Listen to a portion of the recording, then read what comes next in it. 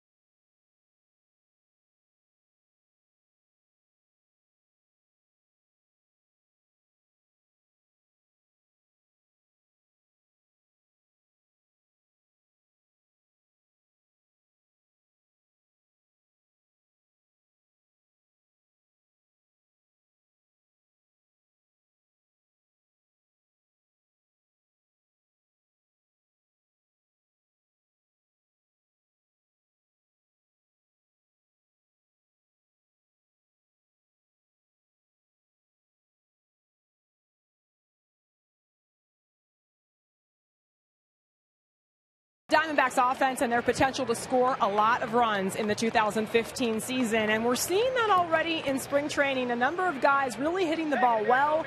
At the top of the list is our cleanup hitter today, outfielder, right fielder Mark Trumbo. Now Trumbo is looking to carry over what he was able to do a little bit later in the season last year. Of course, he missed half the season with a stress fracture in that foot, but Trumbo hitting .385 this spring, 2 home runs. He tells me he's doing what he did again at the end of last year, just staying behind the ball, and that means just not jumping out at it. It's working so far. Chip Hale, by the way, says the key is to keep Trumbo healthy. They'll give him some days off. They'll DH him when they can. Other guys having a hot spring, well, a trio of outfielders. A.J. Pollock will lead off today. His 19 hits leads the team. David Peralta, you see what he's done over the last 8. Ender Inciarte also has 4 stolen bases, and Jake Lamb yesterday 2 more extra base hits, so he has 6 doubles, a triple, and 2 home runs. during this spring training. So a lot of guys hitting the ball well. We'll see how they do here today against the Royals. Danny Duffy, it is a gorgeous day, albeit a little bit toasty here at Salt River Fields, mid-90s. Our broadcast comes your way next.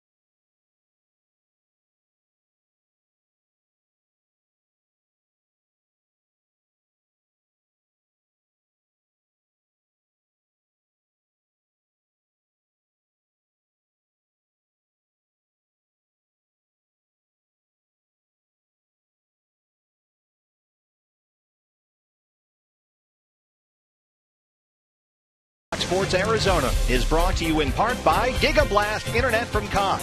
Get ready for the gig life. By Gila River Casinos. More than anywhere else in the Valley, it pays to play at the 3 Gila River Casinos. Lone Butte Casino, Wild Horse Pass Hotel and Casino, and the Cueva Hotel and Casino.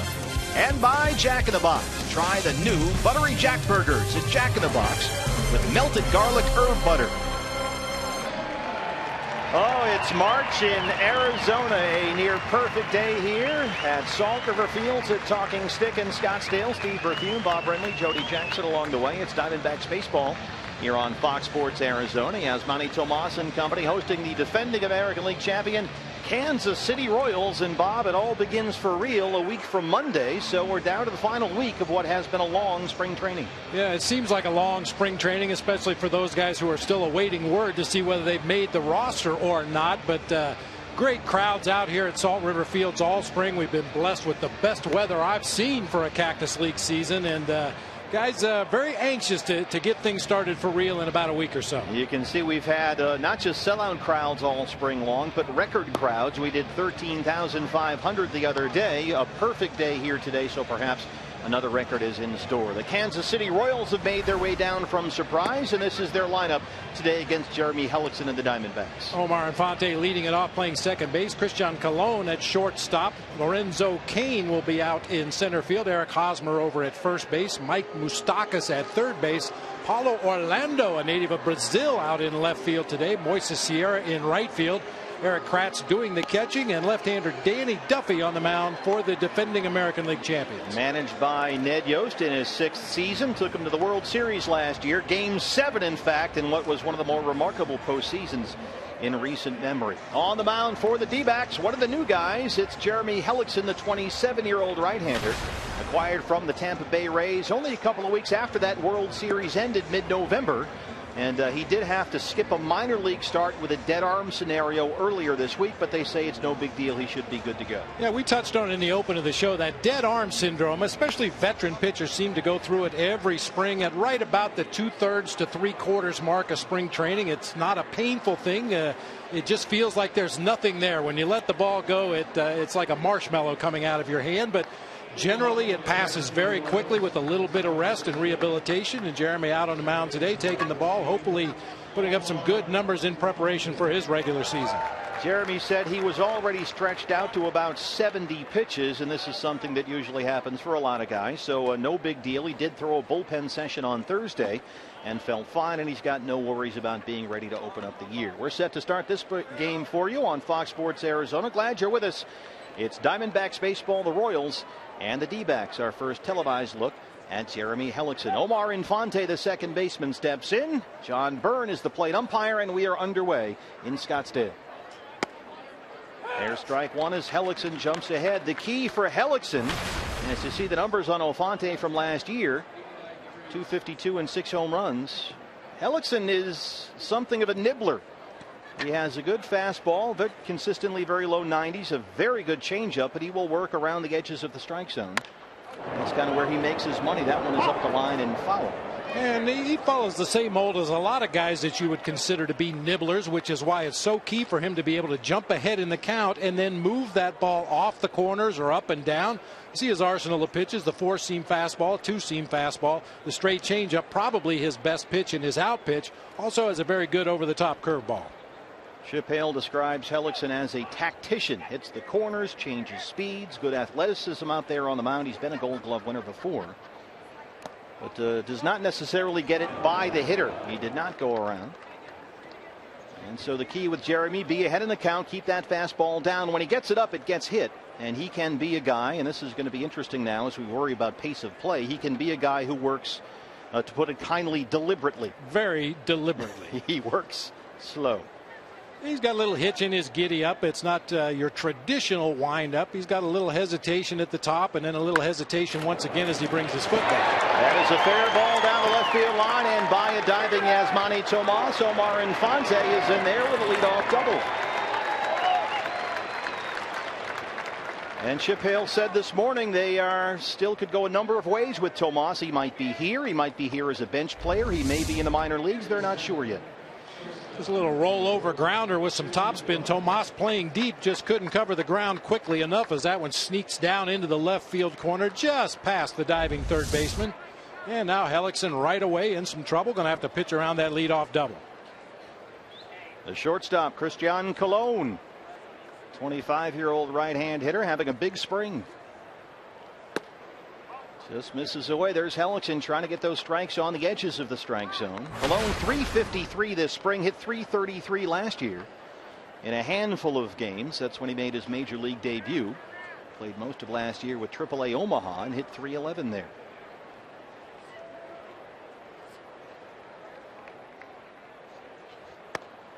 This is inside, and it's 2-0. It wouldn't be surprising, even though it's a spring training game, even though we are just in the first inning. Ned Yost is one of those old school managers who likes to use the sacrifice bunt, especially to get on the board early in the ball game. Infante standing at second with the leadoff double. Colon will be tasked with at least moving him to third base. Try to hit the ball to the right side. Jordan Pacheco is the catcher this afternoon. That one misses upstairs, and Hellickson is behind 3 balls and no strikes. They're getting a look at Pacheco, who has had a very good spring and is a very attractive player, Bob, for a lot of reasons. He's got a good shot to make the club. Yeah, he's a perfect National League guy. Plays multiple positions. You can put him behind the plate. Good contact hitter at the plate. Hellickson jumping back in the count at 3-1. I love those guys that can play multiple positions in the National League. Gives you the option of making double switches late in the game. You can take out one of your players for a pinch runner and know that you've got a guy like Pacheco that can fill in at a number of positions. Good change up there on a 3-1 count. If you can throw that pitch in hitters counts, 2-0, 3-1, 3-2, you're going to get a lot of swings and misses. That's his best pitch, and you saw the action that's on that pitch, just dropping down and in toward the right-hand hitter like that. So Infante, the runner at second, nobody out, 3-2 to Colon. On the ground is second, right to Chris Owings. As Colon moves the runner along, 1 down. Yeah, nice job by Colon right there. He had the hitter's count in his favor, took a swing at it on that 3-1 pitch, missed the changeup, but comes right back on the full count pitch and moves the ball to the right side of the field, sending Infante to third base for the middle of the order. Ned Yost, it's funny, became kind of an internet whipping boy with the way that he likes to bunt. The internet hates bunts. And Twitter and everything kind of goes crazy. But so often in the postseason for Ned Yost, it would work out when he did sacrifice a hitter to move a runner along. And so you see Infante at third with 1 out for Lorenzo Cain, the center fielder. The MVP of last year's American League Championship Series. He hit .301 last year. He's at .316 for the spring. Infante at third, 1 down.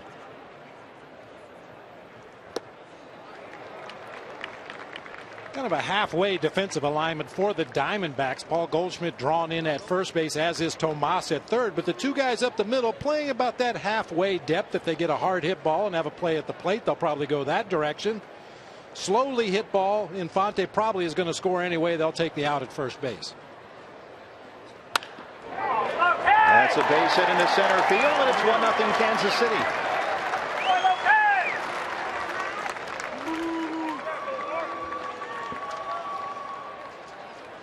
Speaking of the defense, time to take a look at our mid-first bank starting defense for the Diamondbacks. An outfield of Cody Ross in left, A.J. Pollock in center, Mark Trumbo over in right field. It'll be Tomas and Nick Ahmed on the left side of the infield. Chris Owings and Paul Goldschmidt on the right side. Jordan Pacheco, as we mentioned, doing the catching today for right-hander Jeremy Hellickson. And this is a guy with whom Hellickson has to be careful. Big Eric Hosmer steps in. Ross, Pollock, Trumbo left to right in the outfield. And it is bright out there, not a cloud in the sky. There's the strike. It's 0-1. Hosmer. Let's take a look. How about this weather, huh? And it's hot out here today. Tough pop-up day. No clouds to be seen anywhere. Bright sunshine, crystal clear blue skies. Outfielders hate this kind of a day. Like to see a little bit of cloud cover. Haven't had a whole lot this spring. Hellickson ahead 0-1. Eric Hosmer has played 4 big league seasons. He's already got 2 gold gloves at first base. Hit .270 last year. He was double-digit home runs each of his first 3 big league seasons. That dropped down to 9 last year, but still 35 doubles. And he's only 24 years old.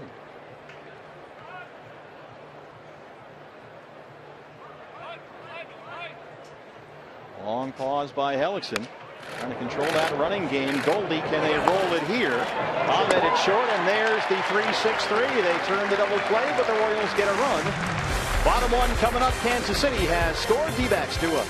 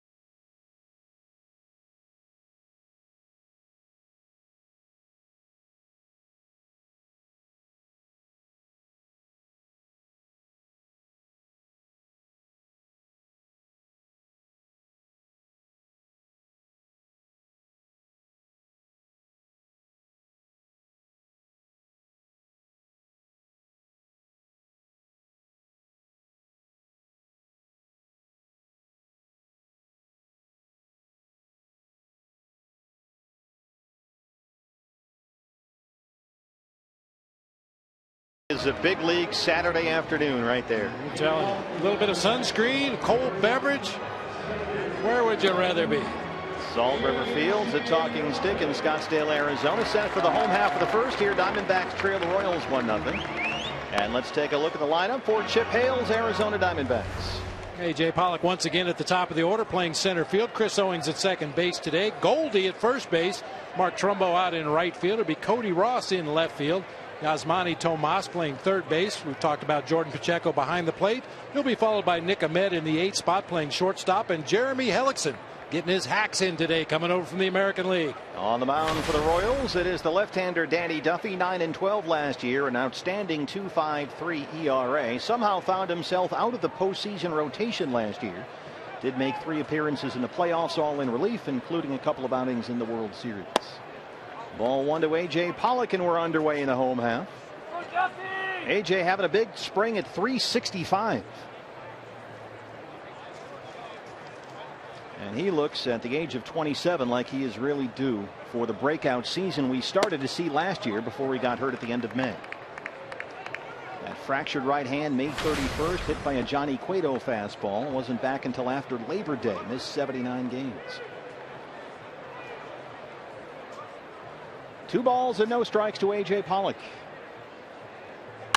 Hard is short, but right to Cologne. 1 away.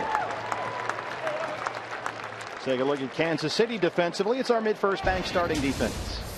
Left to right, it'll be Orlando, Kane, and Sierra across the outfield for the Royals today. Moustakas and Cologne on the left side of the infield, Infante and Hosmer on the right side. Eric Kratz doing the catching for the left-hander, Danny Duffy. I sent out a tweet yesterday after watching Goldie make a terrific play at first base in the game against the Indians that Goldie was the best defensive first baseman in baseball, and Royals fans were all over me. They were all over me. Hey, what about our guy, Eric Hosmer? He's already got 2 gold gloves. He is outstanding down there as well. There's the strike to CO. Chris Owings, the second baseman this afternoon. That's where we might find him, in fact, on opening day. It looks like that's where we may be headed. Owings 261 last year, 6 for 27 this spring. A ball and a strike. Yeah, it's been somewhat of an offensive struggle for Aaron Hill in the spring. Of course, with veterans players, you don't get as concerned over their statistics in the Cactus or Grapefruit League.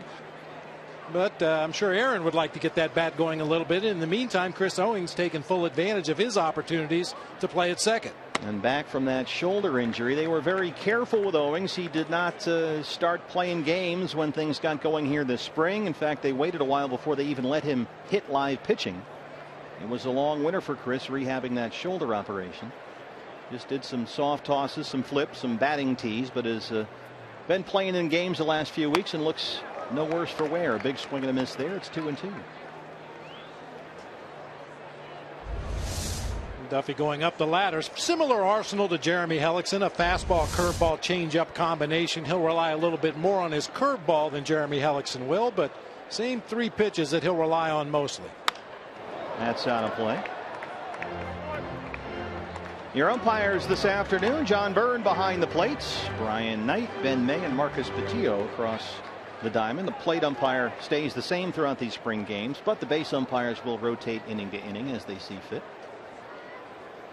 I like the phone cover, a baseball theme. 2 balls and 2 strikes to Chris Owings.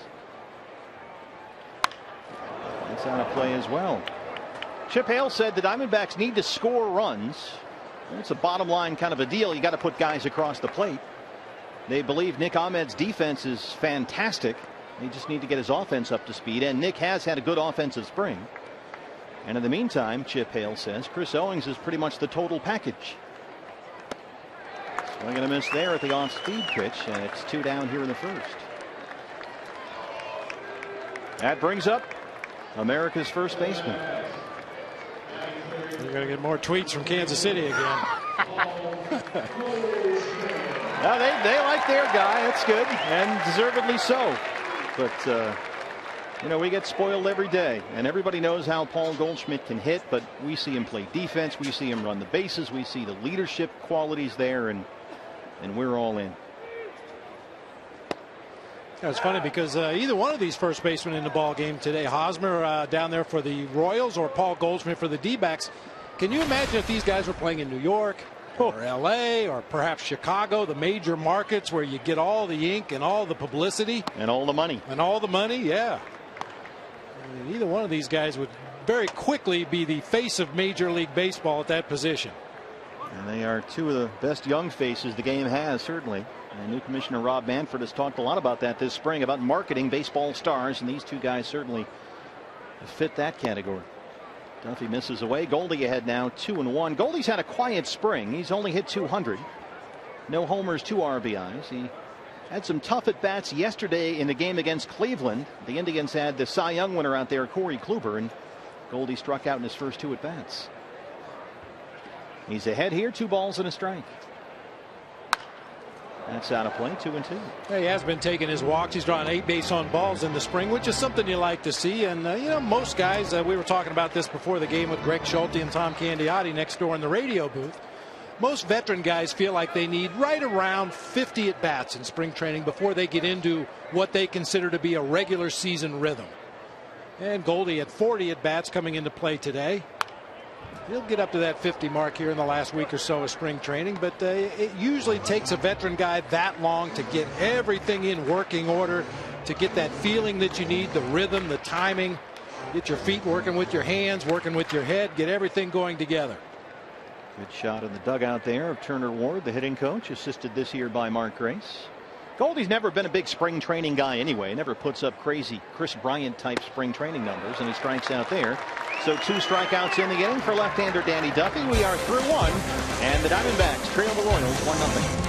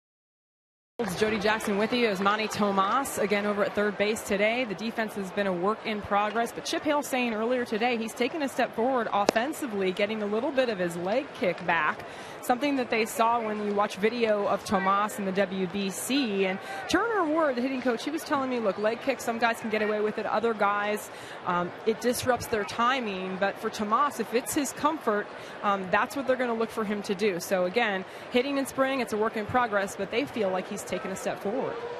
And Jody, now defensively, Yasmani Tomas is in the second base spot, and this is something we've seen a lot of with the Diamondbacks this spring. They will be very aggressive in terms, Bob, of their defensive shifts and the overshifts and the whole thing. You see Tomas playing second base, and you've got Chris Owings out there in shallow right. Now we've seen more and more teams go to this particular alignment rather with a left-handed pull hitter at the plate rather than move the shortstop to the second base side and leave the third baseman as the only defender on the left side. You move your third baseman over where the second baseman normally plays. Your shortstop is the guy that should have the best range in the infield, and certainly right now Nick Ahmed has the most ground to cover on that left side.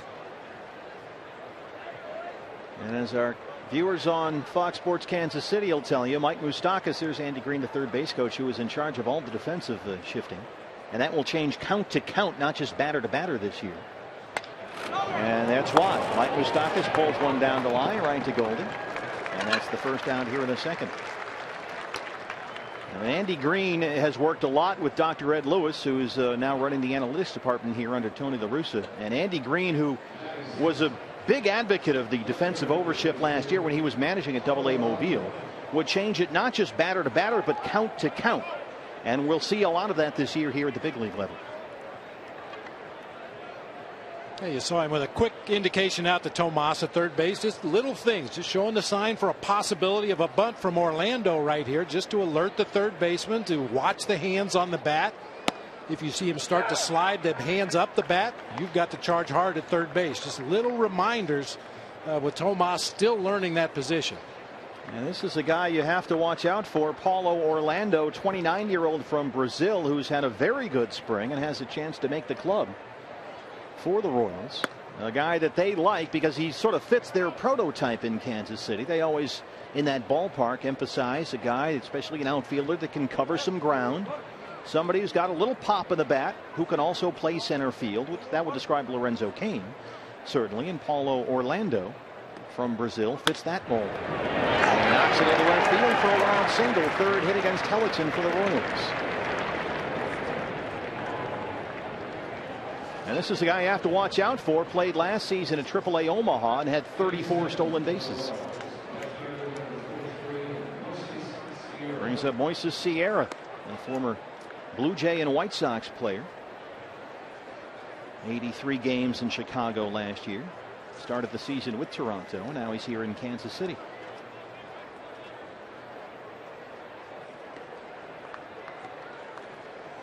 So Hellickson, who surrendered a double and a single to give up a run in the first, has a one-out base runner for Sierra.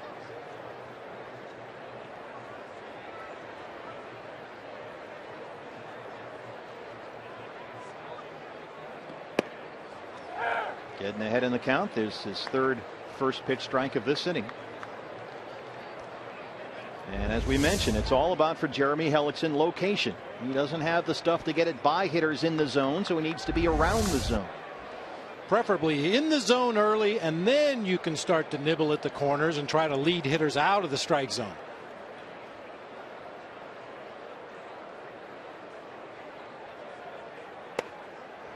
Oof. This is there, 1-1.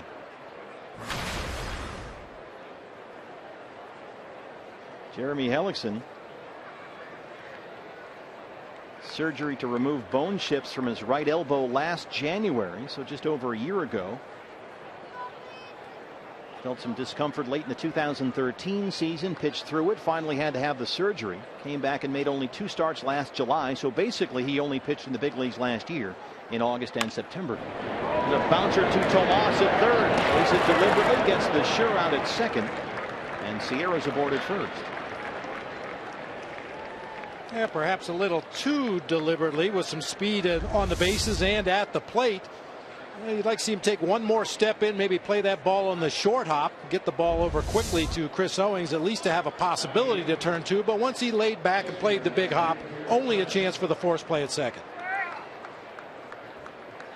And that's what they want from Yasmani Tomas as a third baseman. Just make the routine plays, to make the ones you're supposed to make.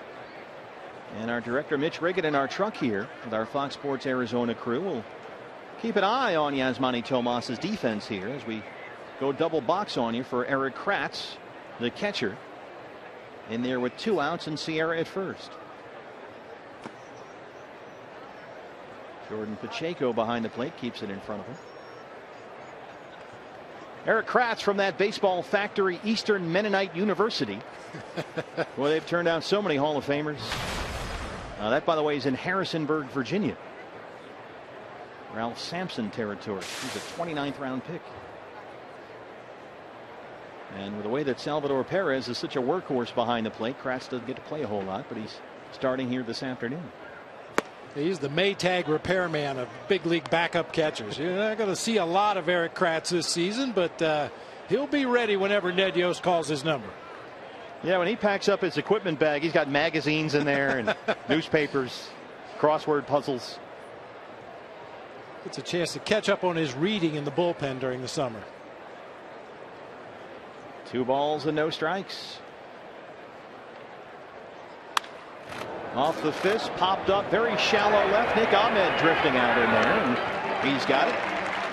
And that's the inning. Hellickson threw 2, but he trails it 1-0. When we come back, we will see Mark Trumbo, Cody Ross, and Yasmani Tomas. Trumbo leads off the D-backs second.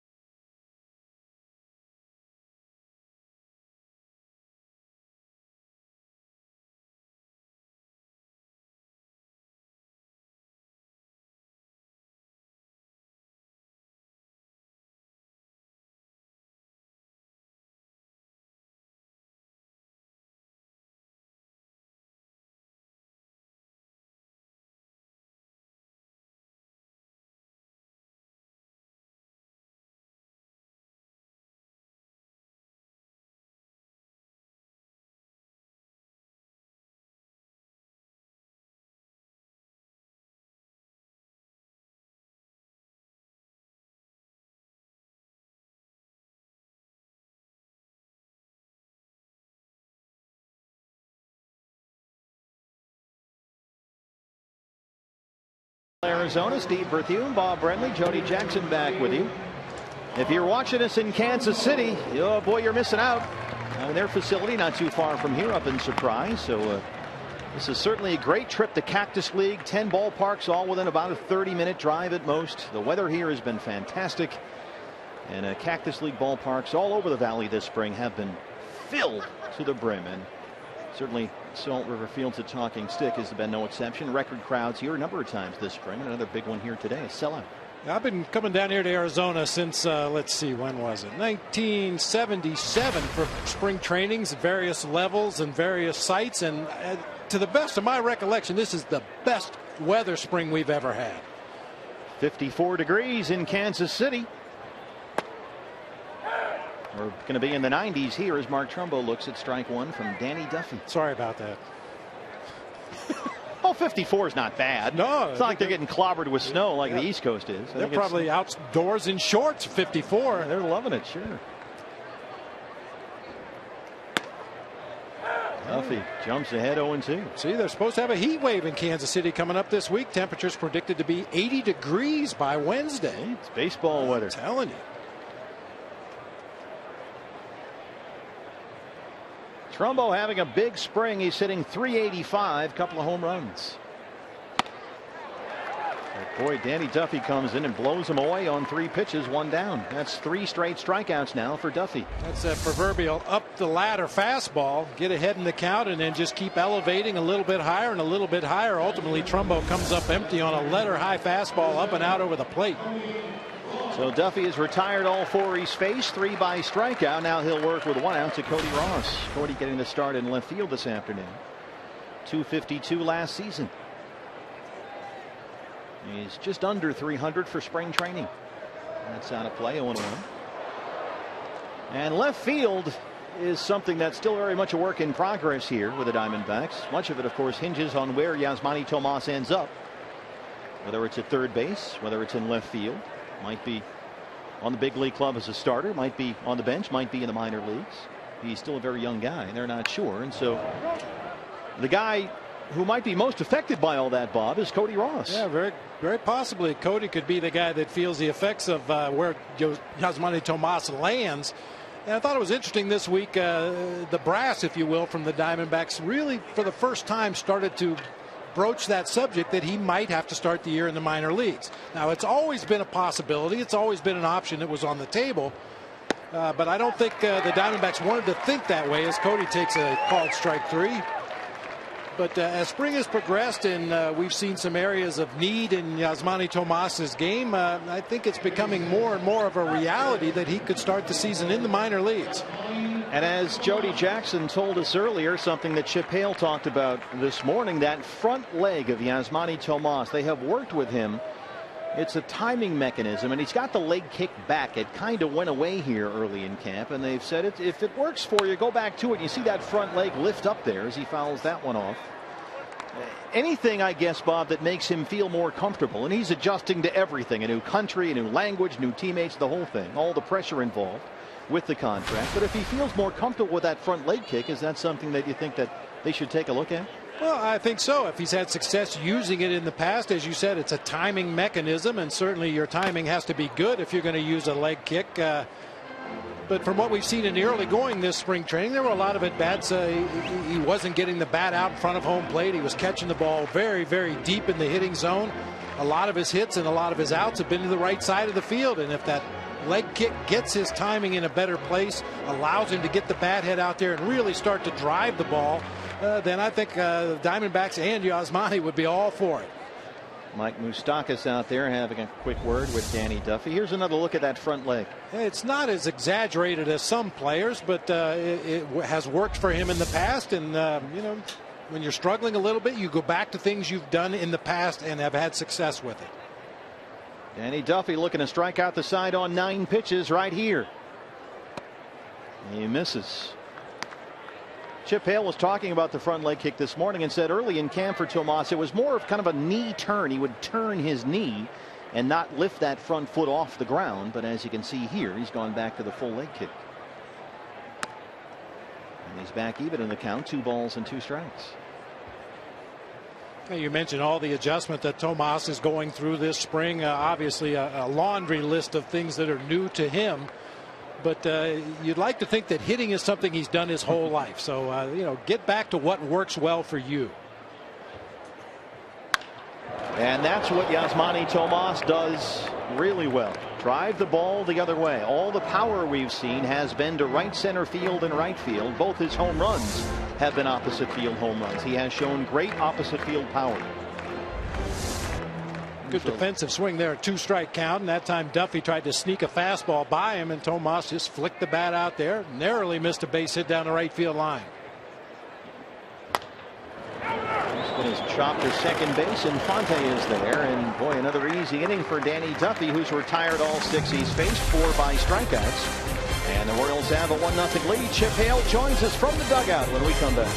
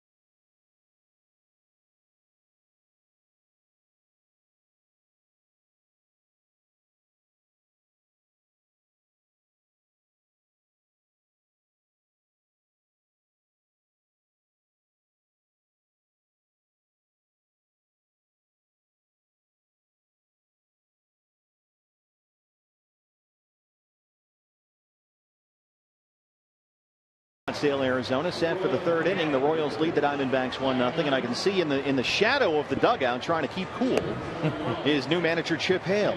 How you doing? Good. It is warm. Beautiful Arizona day. Chip, let's just talk about today. There's always a plan, of course. What do you hope to accomplish with this game in terms of Hellickson's innings, some at-bats for different guys? What's on the agenda? Well, we're hoping to get him stretched out to the point we are. You know, he missed one of his starts, so I think it's been 9 days in between. So he's not going to get quite as far as Coley did yesterday. Coley got 7 and I think almost 85. Boy, how good was he yesterday? He was really good. He outdueled the Corey Kluber, AL Cy Young Award winner. Yeah. So that was a good outing for him. And Helly started off well. He had a tough one that first ball, but got by Tomas down the line, and he only gave up the 1 run. This is a tough club. Obviously, I saw him in the American League wild card game, and they can run. And once they get on base, you got to be careful. But Hellickson's a perfect matchup for that. Yeah, of course, last year when you were the bench coach in Oakland in that wild card game. And Danny Duffy not exactly up there taking his hacks. I mean, it counts as a strikeout. Yeah, unfortunately, these American League teams, they don't want these guys getting injured this late in spring training. So a lot of them, they don't do much hitting and bunting.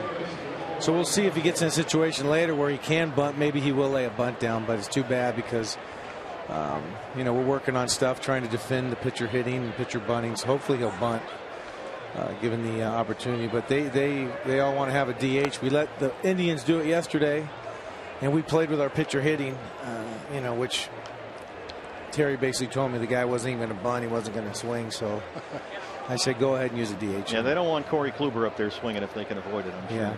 I guess so. Let's talk a little bit about Jeremy Hellickson here, Chip, if we may. You were talking about Josh Colementor, who was so good here yesterday. That was a fair ball by Tomas at third. The differences, or I should say, I guess, similarities between Colementor and Hellickson and their styles, their stuff. And you talked about the possibility of maybe splitting them up in the rotation because they're so similar. Yeah, I think it's a good move on Hark and Mel Jr.'s part. We talked about it all spring, and I think it will happen to put more of a power guy in the middle there. We're going to juggle around. De La Rosa is going to pitch 2 innings tomorrow, and Hudson's going to start until 4. I think we switched that up. So that could be the guy that goes in between them, because you're right. It's just two guys that rely on finesse, and maybe we can split them up with a power guy. And one thing we talked about with Jeremy going into this game, Skipper, he has to be efficient with his pitches. He's a guy that's had a reputation of being a little bit of a nibbler, as Pacheco takes a foul tip back there behind the plate. Where's the trainers? All right, I got to go back. I got to go. Okay, Chip. Thank you very much. Jordan Pacheco is down, and that one appeared to get him pretty good. Here comes Ken Crenshaw.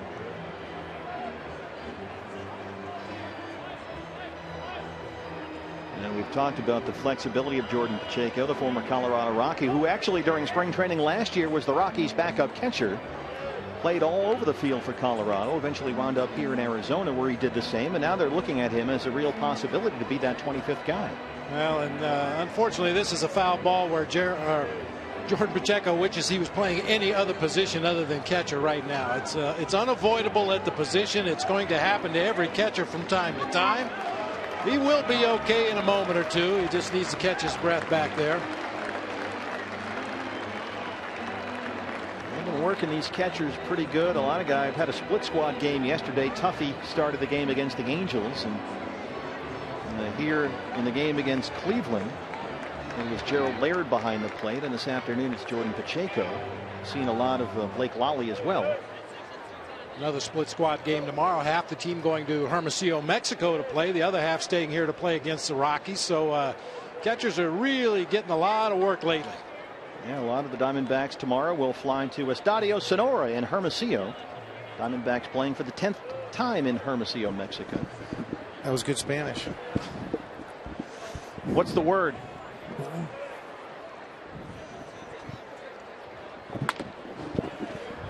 There's a little flare to second base. Chris Owings is under it. Chip, how's Jordan doing? Everything okay? Yeah, as Bob knows, as an ex-catcher, he got hit where people don't like to get hit as a catcher. Yeah. I said being a utility guy right now, he wishes he was playing anywhere other than catcher, but he'll be all right. He'll survive it. That's right. He's done a great job everywhere we put him.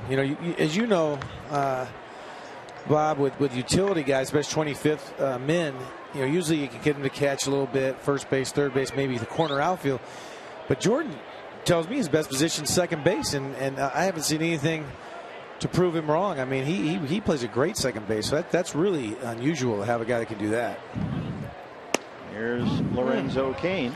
Chip, I started to ask you a question about Hellickson, being more aggressive, getting ahead in accounts so he can then go off the corners. And in today's ball game, 10 of the 11 hitters he's faced, he's thrown 3 or fewer pitches. You really have to like that. No, I like that. I do like that. And I've seen him pitch that way. And you know what? He is who he is. We know he's a proven guy.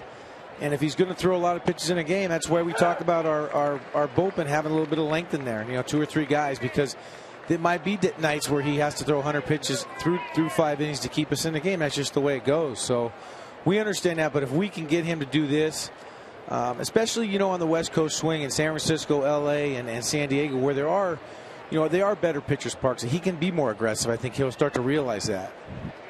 That was certainly his MO in Tampa Bay. Sometimes he'd have those 100-pitch 5-inning starts, and Jim Hickey and Joe Madden would try and get him to be a little more efficient. Right. No, there's no doubt about it. We've seen it, and guys with he and Coley's type of stuff, sometimes they do have to dance around that plate a little bit. 2 balls and a strike to Lorenzo Cain. Oh yeah, there we go. America's first baseman is over there, and that's nice. Beginning. Chip, thanks very much. That was a lot better this time around. That's right. Only 1 injury in there. We appreciate it. Thanks, guys.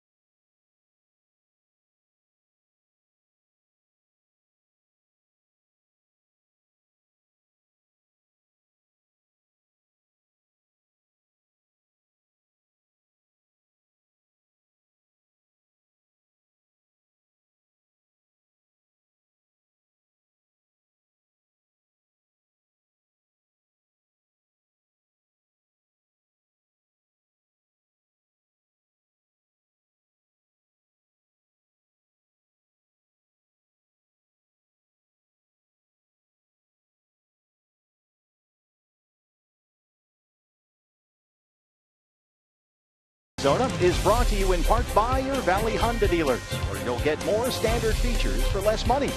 And by CenturyLink, your link to what's next. Scottsdale, Arizona, D-backs trail the Royals 1-0 as we start the bottom of the third with Jordan Pacheco stepping in. And boy, Kansas City fans have got to be thrilled with the pitching they've seen from their Royals last night. Yordano Ventura was taken out of the game after 7 innings of no-hit ball. And now Danny Duffy so far today has retired all 6 Diamondbacks he's faced, 4 by strikeout. And Pacheco leads off the third. Jordan last year with both the Rockies and D-backs, .255. He's 6 for 21 this spring. That's out of play, 1-1. Jordan had a strong finish to last year, 9 hits in his last 16 at bats. He hit over .470 in September and really has shown how valuable he can be this spring. As Chip Hale said, he plays a good second base. We've seen him play third, first. He can catch. A valuable guy on a National League roster. It's 1-2. Yeah, contact hitter, sprays the ball around, rarely strikes out. Willing to hit the ball from foul line to foul line. Doesn't really have a lot of power in that swing, but rarely strikes out. He's a guy who 3 years ago in over 500 plate appearances in Colorado hit .309, led all National League rookies in hitting. Duffy misses upstairs. It's 2 balls and 2 strikes.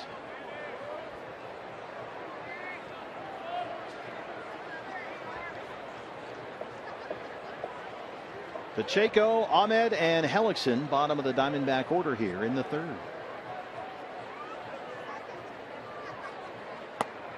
There's the strikeout. That's now 7 straight set down by Duffy. 5 strikeouts. I think Danny Duffy's fooling some of the Diamondbacks hitters with his willingness to throw fastballs in those 2-strike counts. I think a lot of the D-backs hitters are expecting that big curveball bouncing in the dirt, maybe a changeup low and away in the dirt, but he's coming right after him with fastballs in the zone. Now you see Nick Ahmed, that 200 average last year, played only 18 games at shortstop, a couple of games at second base, but Nick Ahmed's at bats this spring have been really, really good. And you can see those hands last year. Nick had dropped his hands right about belt level, and as you see this spring, they're coming back up, Bob. But whatever he's doing is working, because his at bats, he's had 8, 9, 10 pitch at bats, and he looks to clearly have advanced offensively. Yeah, he kind of starts his setup with his hands a little bit lower, but as that pitcher gets ready to deliver the ball, you can see his hands creeping up into a more traditional hitting position. Last year he just kept him down there around belt level and then fired his swing from there. But as you watch here, as Duffy gets ready to deliver the ball, watch Nick Ahmed's hands creep up from that low position almost up to shoulder height as he gets ready to swing. Roll to second, Omar Infante. 2 down. Let's take a look at Nick Ahmed. This is a guy that hit .312 in just over 100 games with AAA Reno last year. And when he was here in the big leagues, that was where the hands were, and now here's where they are today. Yeah, just a skosh above belt level last year, and now, as we pointed out during the course of that at bat, they start out there, but they end up near that back shoulder. And Nick, the way he's playing, the defense has been its usual, just spectacular level. The offense has been much improved. Nick is hitting just under 300 this spring, so he might be the opening day shortstop. We'll see. There's a strike to Jeremy Hellickson.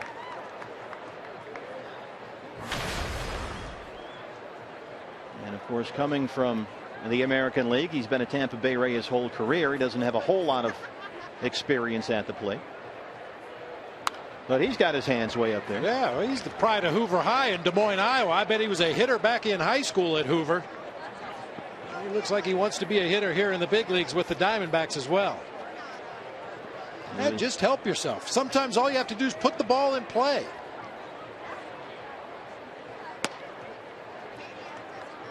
Jeremy Hellickson, a 4th-round draft pick out of Hoover High in Des Moines back in '05, acquired by the Diamondbacks last November for 2 minor leaguers.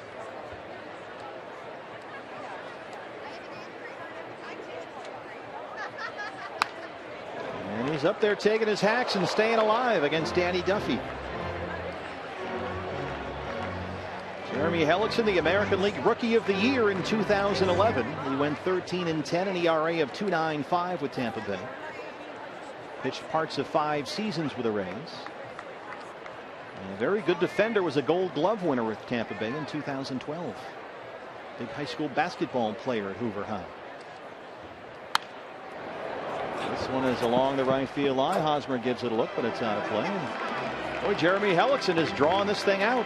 Yeah, you love it. Like I said, sometimes all you have to do is put the ball in play. Other at bats, all you want to do is force your opposite number to work a little bit. Danny Duffy's had some very quick at bats, some very quick innings in this ball game, and if Jeremy Hellickson can make him stay out there in the bright sunshine and work a little bit more, maybe it'll soften him up for the rest of the lineup. He's been Hellickson's toughest out so far. And now the count is back to even, 2 balls and 2 strikes.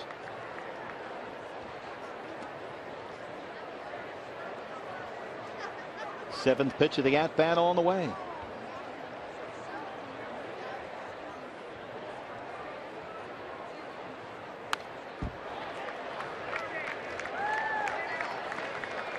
Nice. The fans are getting into it a little bit. They understand that Jeremy Hellickson is doing something he's not totally familiar with or comfortable with, but putting up a good battle here against a really good pitcher.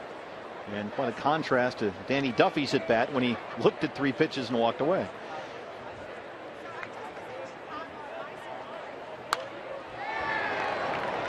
Look at that Bee Gees music ready. Staying alive.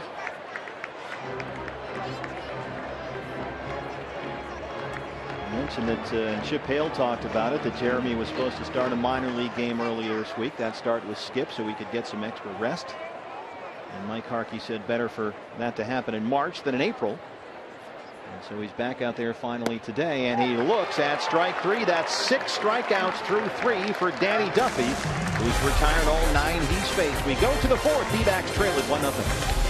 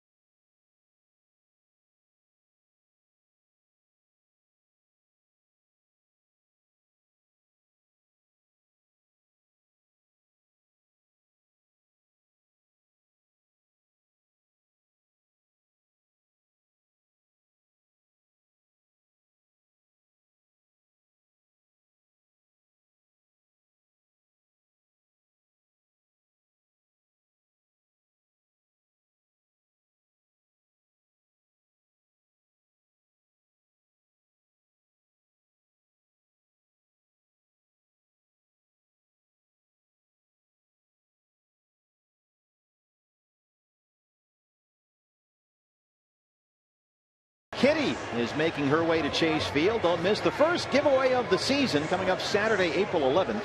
Game time 5:10.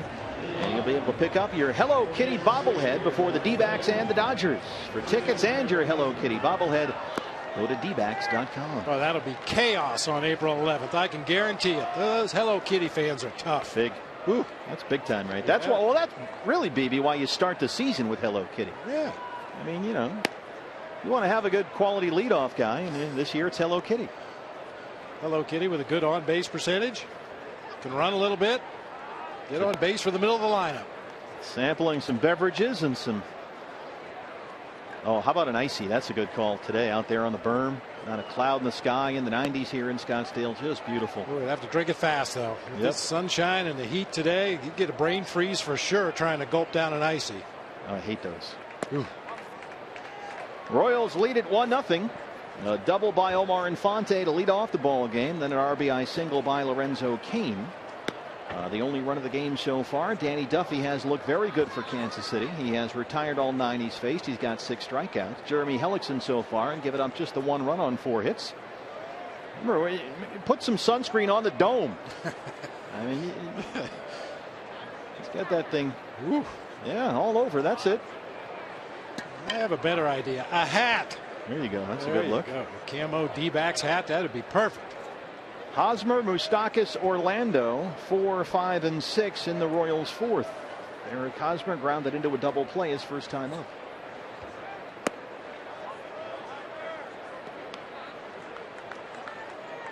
Eric Hosmer homered twice in the Royals division series win over the Angels.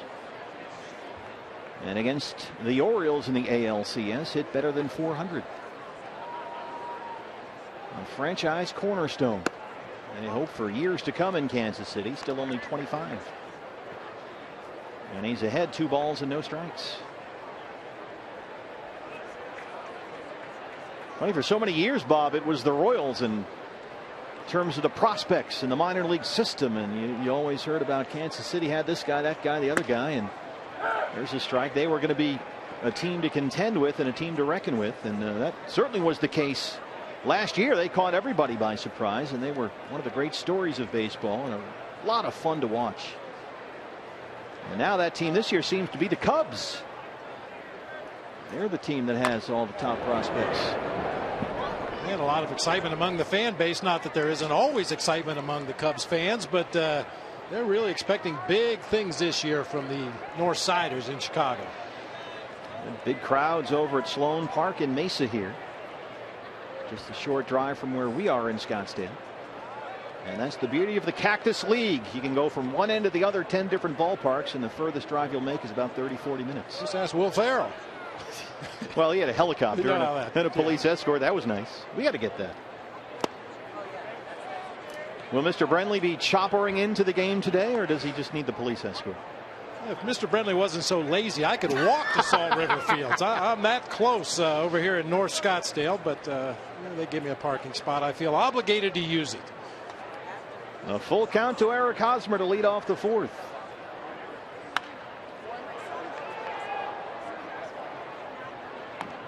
He could have that guy land and pick you up.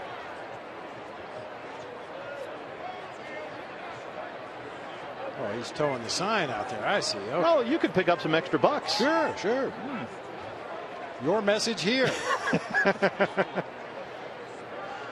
Longest at bat of the game so far. 7th pitch on the way. Jeremy Hellickson, as we've mentioned, has been very efficient. This is there. It's a leadoff walk. First of the game issued by Hellickson. That's one of the things you'll see with Jeremy Hellickson. When he's got 3 balls on a batter and a good hitter, he will not give in. He won't throw one in the zone just to cave in because it's 3 balls. He'll take the walk and work to the next guy. He's got kind of a bulldog mentality about that. He's very stubborn out there. He won't just groove you one because he's got 3 balls. So here's Mike Moustakas.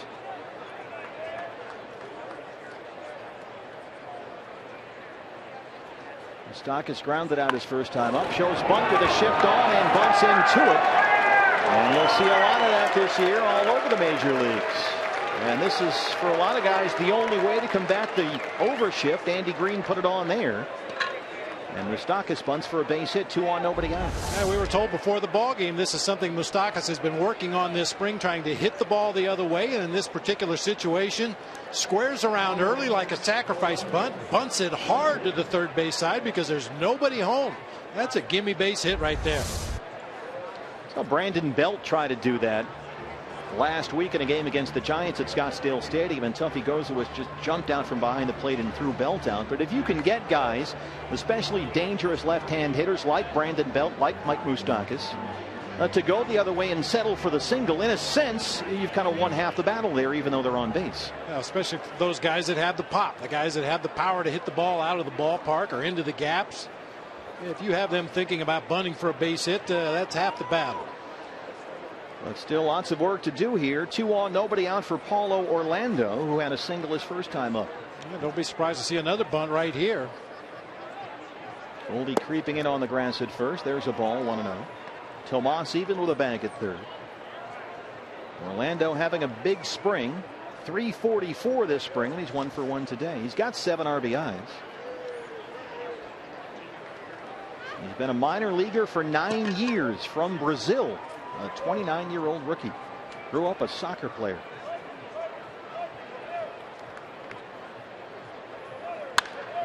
Hard up the middle by a diving Ahmed. They will wave Hosmer in from second base, and the Royals have a 2-0 lead.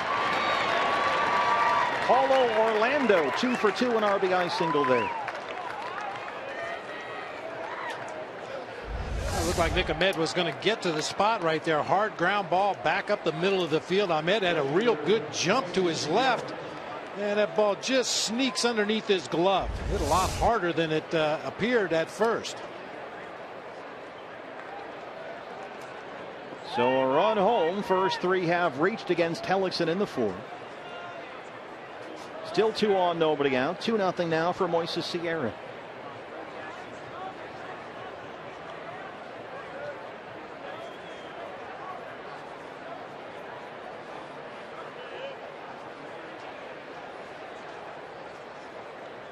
Keep in mind, on anything hit down the line or in the gap, Orlando has very good speed at first.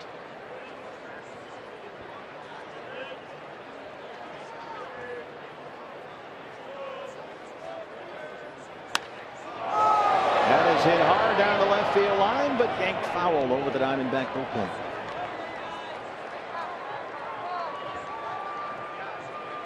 Got some oohs and ahs from the crowd here at Salt River Field, but Hellickson took just enough off that pitch to get Sierra a little bit out front. You can see the body English right there trying to bend it back into fair territory, but all that is strike one.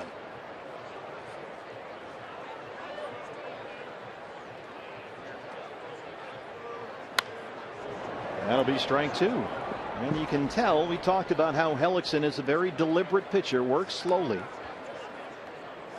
And that can occasionally create issues when it comes to holding base runners, the situation in which he currently finds himself.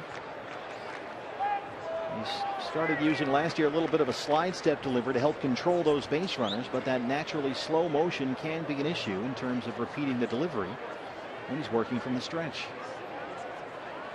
But he's ahead on Sierra, 0-2. Bounced foul by Tomas.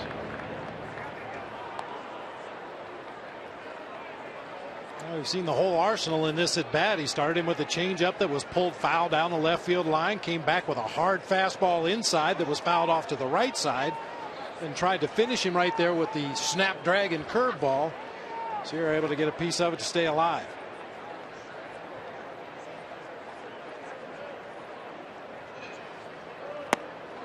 And there's the strikeout. He retires Sierra for the first out here in the fourth. He's got really good stuff. Great movement on all his pitches. Especially that changeup. Good arm action. Really sells it to the hitter. They think it's going to be a fastball. Everything about his delivery says fastball. And then the late downward movement and the lack of velocity on that changeup gets a lot of swings and misses. Second strikeout for Hellickson. One down, the catcher Eric Kratz, who popped up his first time.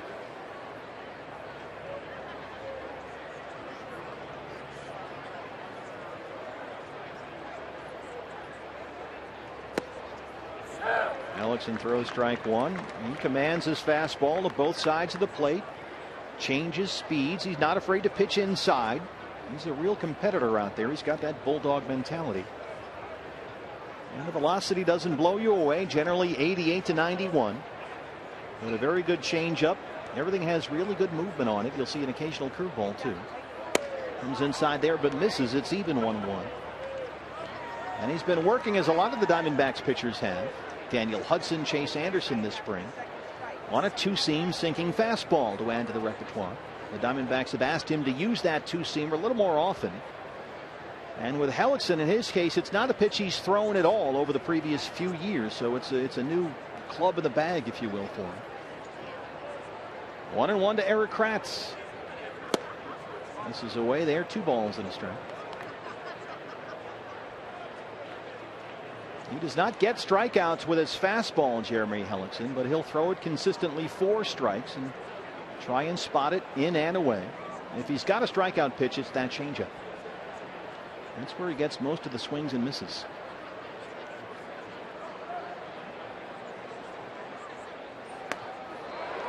Case in point, 2-2.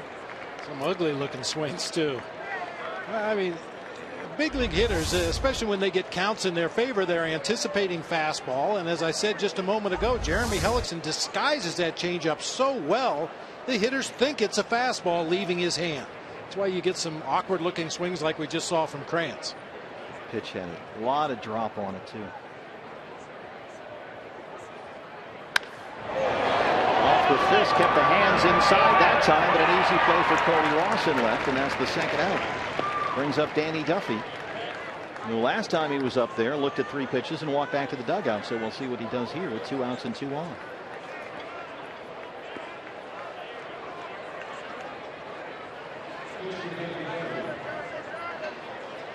Well, I wouldn't assume anything as this at bat gets underway. I mean, we saw what Duffy did his first time up with nobody on base, a couple outs in the inning, but now with the runner in scoring position, yep, doesn't look like he's too interested in swinging.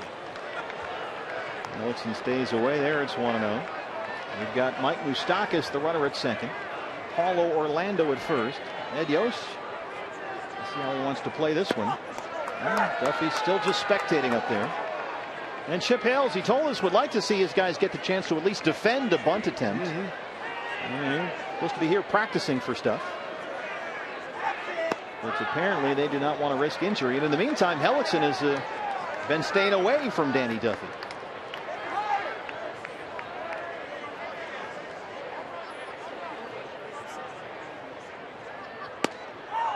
2-2.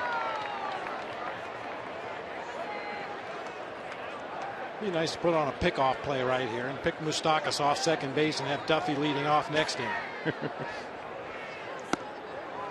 This is upstairs, and the count somehow is full. 3-2. We told you Hellickson will nibble from time to time, but this is one of the toughest things to do as a pitcher when you've got a guy at the plate that you don't think is going to swing the bat. All I have to do is throw 3 strikes. Well, not always that easy. And there is number 3. Third strikeout for Hellickson. The Royals strand 2, but they get 1. Chris Owings will lead off the home half of the 4th. Diamondbacks trail the Royals 2-0.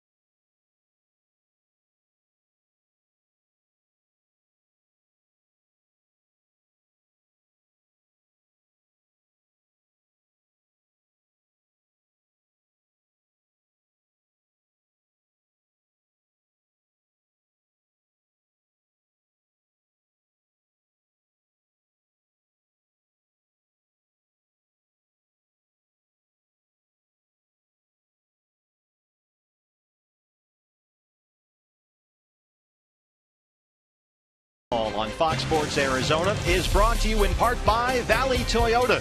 Visit your local Valley Toyota dealer or shop online for a great selection and price. Toyota, let's go places. By Taco Bell, Live Moss, and by State Farm. For auto, home, life, and banking, get to a better state.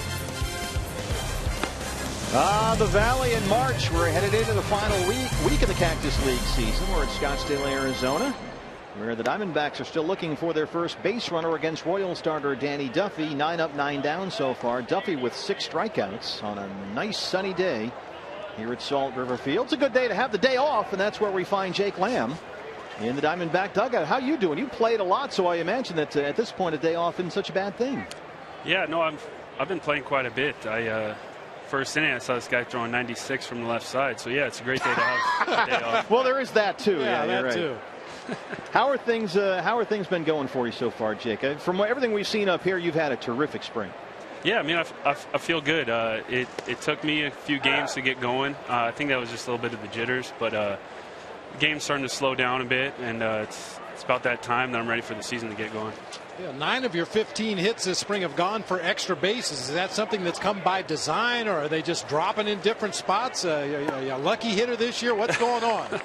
Well, I mean, I think every hitter wants extra base hits every AB, but no, I mean, just trying to square up balls, and I've squared up quite a few balls this spring that haven't gone for hits, and I'm just feeling a lot more comfortable at the plate.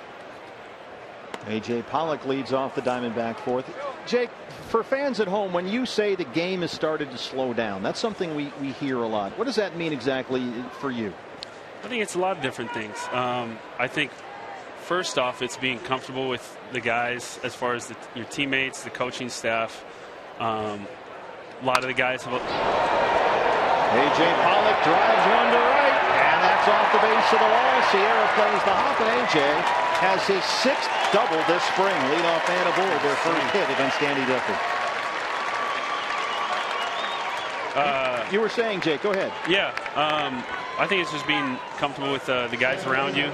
knowing that the players and the coaching staff has confidence in me, and they've expressed that many times. So I think that goes a long way as far as it helps you slow the game down over time, especially in the box. I can really feel myself, slow the game down, and especially a guy yesterday like Kluber, he's Cy Young winner, and I feel like I had some really good ABs against him. So I mean that was a good little checkpoint, I guess. Yeah, you sure did. A walk and a double against the Cy Young winner yesterday here in the game against Cleveland. And you've played this spring a little first base as well. How's that going? It's going good. I mean, there's a pretty good first baseman over there right now for us. But I talk to Goldie as much as I can, just because they said it's a possibility on the rare day that he might need an off day.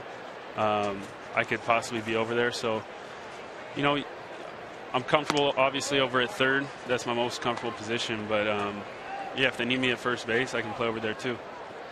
Not only are you swinging the bat well this spring, Jake, but it seems like you're seeing the ball well. You talk about slowing the game down. You've also drawn 5 base on balls. I would have to say that's a pretty good indicator that you're seeing the ball well and feel very comfortable up there in that left-handed batter's box. Yeah, I mean, it's kind of what I've been talking about. Just when you slow the game down at the plate, you just see the ball. As Chris Owings hits it to the right side and moves A.J. along for the first out of the fourth. You just see the ball that much better, and and what comes with that is seeing pitches and not chasing those borderline pitches, especially early in the count. Remember last year there's quite a few times where I would be swinging at pitches and getting myself out early in the count because I think I was a little too afraid to strike out, which has never been my part of the game. I'm very comfortable hitting with 2 strikes. So that all goes hand in hand with just being more comfortable out there. Jake, you and Goldie are very similar guys. Physically, you're both big, strong guys. When you watch him up there and you talk to him about his process, as AJ is back safely in time, what do you learn from talking to Goldie? What do you observe when he's up there? It's kind of the stuff off the field as far as like in the cage. Every single swing he takes and flips early in the morning, I mean, has a purpose. And I know that it should be obvious, but I mean, especially like first round in the cage, usually for me it was a warm. Oh, he's feeling pretty good right here. Goldie gets it alive, and that's his first home run this spring. There we go.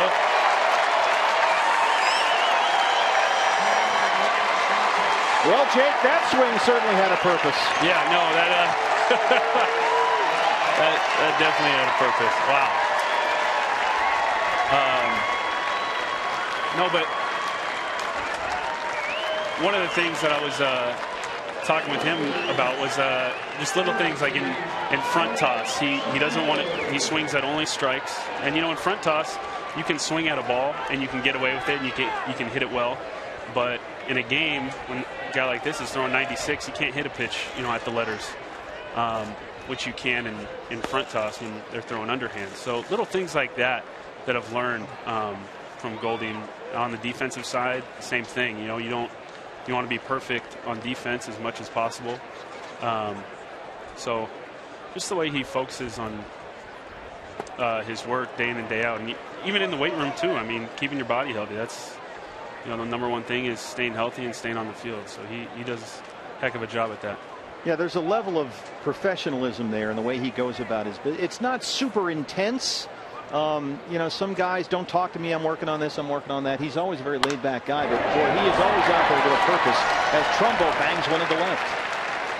And so the Diamondbacks, who couldn't do anything against Danny Duffy through 3 innings, have a double, a homer, and a single here in the 4th. Sparking the offense, Jake. It's all on you. I was just going to say I'll just stay on the rest of the game. A lot has been made about Yasmani Tomas here in camp, Jake, and there's a competition there for the third base job. How have you dealt with that aspect of your spring? Because it's garnered a lot of attention, both certainly locally and nationally. Yeah, I mean, it was a big sign in the offseason, obviously, and it might sound cheesy or whatnot, but I train like someone's always coming for your job, and you guys obviously saw the work that Drury did while he was up here. I mean, that dude's a heck of a player too, and he's third baseman too. So I mean, you're always training and working like someone's coming after your job. So I mean, it didn't really change anything when I heard about the signing. But at the same time, we want him up here and we want him to help the team win because dude can play a little bit. Cody Ross lifts that one in the air to left center field. Orlando fighting that sun. Boy, it's bright out there. You can see the sun reflecting off those glasses. And that's the second out. Well, Jake, you've had a terrific spring. We're looking forward to watching you here at the big league level all year long, and we want to thank you for taking some time off on your day off here. Oh, yeah, appreciate it. Thanks for having me, guys. Thanks very much. Jake Lamb, Diamondbacks third base prospect, and here is the other part of that equation, Yasmani Tomas. Tomas grounded out his first time up. We talk about a day off for Jake Lamb. Chances are he took 100 ground balls earlier this afternoon, probably hit 500 swings in a cage. He's just off from the ball game at this point.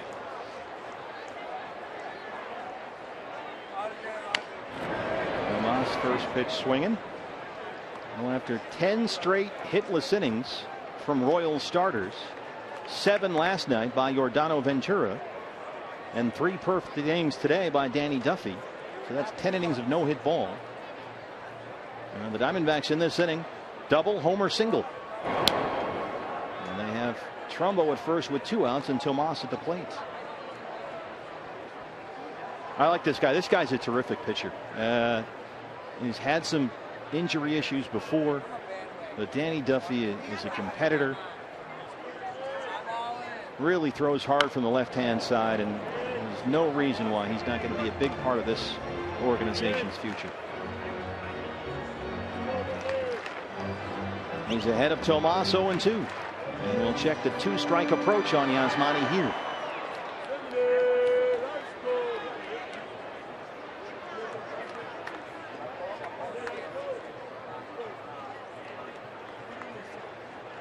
Press sets up high and inside.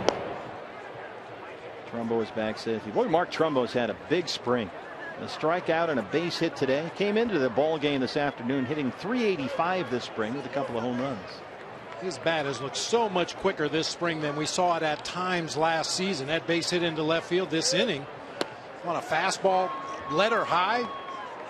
Very quick swing, got the barrel on it, drove it through that left side of the infield. If you're catching up to mid to upper 90s fastballs at the letters in spring training, you're swinging it pretty good. And Mark is just in general, Bob, moving around much better than he did last year. Of course, he had the plantar fasciitis in the foot turned into a stress fracture. And this year, and he says he feels more comfortable in right field than he does in left field because he's a right-hand player. So that glove sided toward the line in right field as opposed to left field where you have to reach across his body to field something defensively that was hit down the line. But he just looks more comfortable. He certainly looks like he's moving much, much better than he did last year. And the bat has been there this spring. He's had a great spring. Tomas down 0-2, but now he's battled back. It's even 2-2. Well, just the passing of time. Anytime you come to a new ball club, you want to make an impression. You're the new guy on the team, especially with his track record as a power hitter. He probably came in here, put a lot of pressure on himself. New teammates, new coaching staff, new ballpark, new everything. And I think this year he feels more comfortable mentally. Now he's off with the pitch there. So Yasmani Tomas, who was down in the count 0-2, works a 2-out walk. And that's part of the thing they've been impressed with concerning Yasmani Tomas this spring. Yeah, this was Trumbo base hit on a high fastball. That ball's up there above the letters and just tomahawks it through that left side. Not an easy thing to do this time of year to catch up with that kind of fastball up in the zone. So Trumbo on second, Tomas on first, 2 runs in on the Goldie homer. And here's Jordan Pacheco. Pacheco struck out looking his first time up, getting the start behind the plate today, catching Jeremy Hellickson. There's ball 1. Danny Duffy, boy, 9 up, 9 down, 6 strikeouts. AJ led off the inning with a double. Chris Owings, a ground ball, moved him along. Goldie clobbered one to left center field for a 2-run homer to tie it. Trumbo singled. Ross flied out. Tomas walked. And now Pacheco's up there with a 1-0 count. Oh, a quick moment here. Let's take a look at our Valley Honda keys to the game. Well, the undead refers to Jeremy Hellickson's throwing arm. Went through a little bit of a dead arm period. Hopefully it's undead today, and get your work in and don't get hurt. Jordan Pacheco down on his knees earlier in the ball game. Appears to be none the worse for wear here. At this point of spring training, you just want to escape with your guys healthy and get started in the regular season. That one gets away from Kratz, and the runners move up. Now 2 in scoring position. A wild pitch charged to Danny Duffy.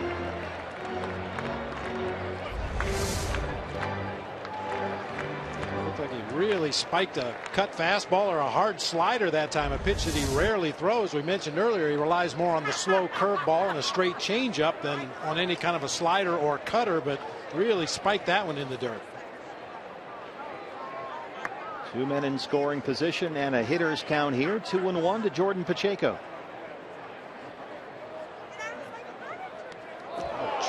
Boy, Jordan's having a tough day.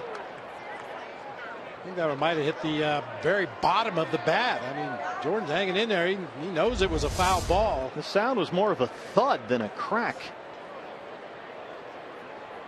Take a look from this angle. Yeah, just ran right down the bat and all the way to the backstop. Fortunately, didn't hit him in the hands or the wrist. 2-2 now. It's a tough way to get a strike called against him.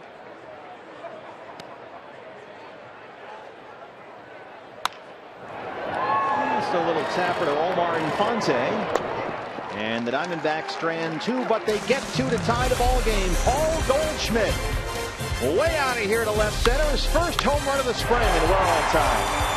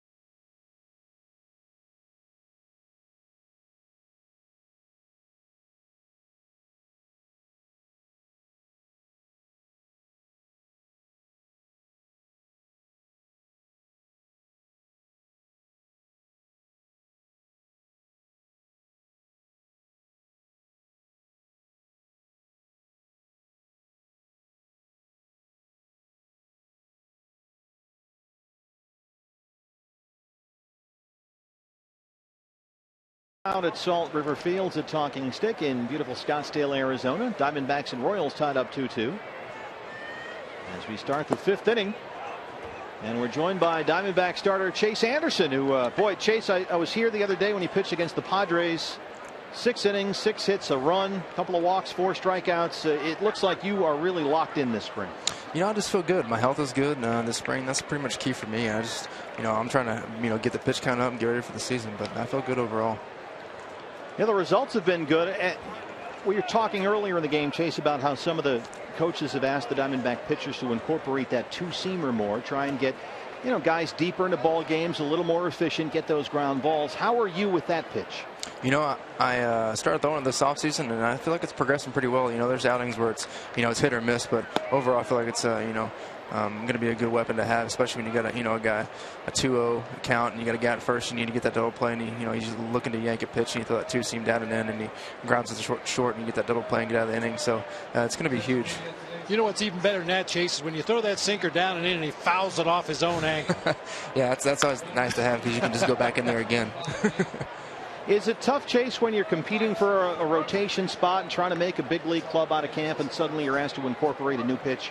Not really, because I've always done a two-seam, just not really one that has too much depth to it. And I've just been working on that in my sides and in the games. And it's going to be a good fourth pitch for me. I can have that and a four-seamer. I think it's just going to make me more successful. Boy, Omar Infante, that one takes a hop over Chris Owings, and Infante's got his third hit today. He's 3 for 3 to lead off the fifth.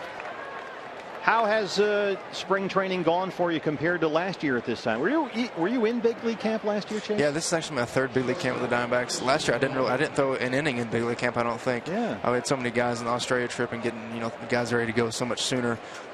So this year it's been nice to start games and be in the big league action, and hopefully get ready for the season and hopefully contribute to this baseball team. How was the off season? You do anything good? Yeah, I did. I actually had a really good offseason. I went to the Philippines on a mission trip for about 8 days with Brian Hummel, our team chaplain, and his UPI organization, and I had a couple of couples to go with us. That was a great time. It puts everything in perspective. We're so lucky to be an American, play this great game, and get paid good money for it. And just go there. It just humbles you more, because the average Filipino family makes $5 a day. So it's just crazy. It's great to take. Obviously, you work hard so much of the year, and then you get time off and finally a chance to relax. The fact that you go and participate in something like that, I think says a lot about who you are as a person. Well, I appreciate that. My wife is she's big on helping people, and she's definitely helped me kind of get that way. I've always been a pretty selfless person, but just getting married and getting to have a wife like that, and just to do that with her was kind of it was our 1 year anniversary, actually. So it was a fun little trip for us, and we're going to try to continue that each and every year. So it was just a great time. I really enjoyed it. Well, a 1.84 ERA so far this spring. I think things are working out pretty well to this point for you. So far so good. Spring training. Sometimes the numbers don't look too much in the numbers, but we have such a deep depth, or I guess you could say depth in the organization, pitching wise. So I guess numbers do help you out, especially when you're competing for a job. And as long as I'm healthy, I feel like I can do the best I can to help this team win. Chase, if you can, try to think back to last year. You were the first Diamondbacks rookie to ever win 5 starts in a row, your first 5 starts. Do you remember what that felt like? Was it just kind of overwhelming to think about, or were you just going out there taking the ball and doing your job? I didn't really think too much about it. I just try to take each start and build on that and go to the next one. But, the 5-0 went by really fast. It's kind of a blur, but, it was fun to kind of experience that. Then, losing the next 4, I learned a lot from that, too. So, the 5-0 was great, so it's kind of cool to have that run, especially when you just get called up for the first time. 1-2 on Christian Colon. Well, Chase, I would say, 9 wins and 21 starts, tied for the National League rookie lead in wins, second among National League rookies in starts and strikeouts. There was a ton to build on for you last year, and we certainly expect great things this year. So we appreciate it, and thanks for joining us. Hey, thanks for having me on, guys. I appreciate that. Thank you.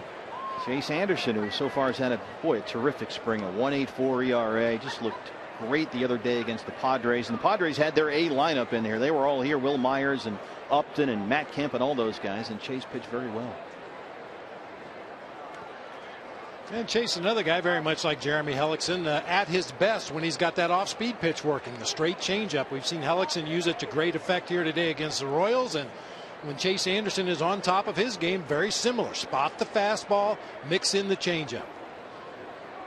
Jeremy has just crossed the 70 pitch threshold. He was already stretched out to 70 pitches when he was scratched from that last minor league start with the dead arm. So he's getting himself stretched out here, working in the 5th.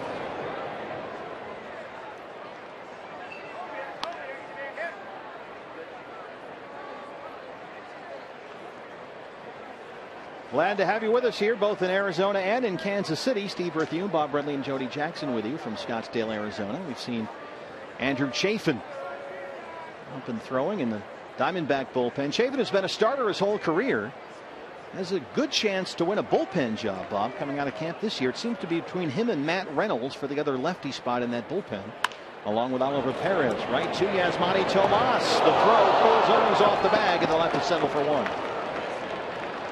And then we've talked about all they want from Yasmani Tomas defensively, make the routine play, and that did not happen here. A routine ground ball, gets to it in good shape. However, his throw to Chris Owings to the outfield side of the bag, CO able to keep the toe on and then reach back with the hand just to be sure he touched that bag. But once again, a ball that could possibly have been an easy double play, only gets one out at second base. So they erase the lead runner in Infante. Colon at first base with a one down for Lorenzo Cain, who had an RBI single his first time up. He's 1 for 2.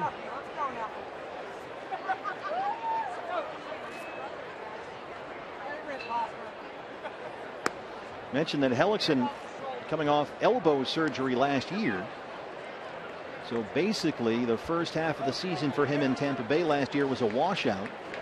Pitched in the big leagues in August and September. He struggled a little bit. Dave Stewart, who had the same injury, bone chips in the elbow that had to be cleaned out.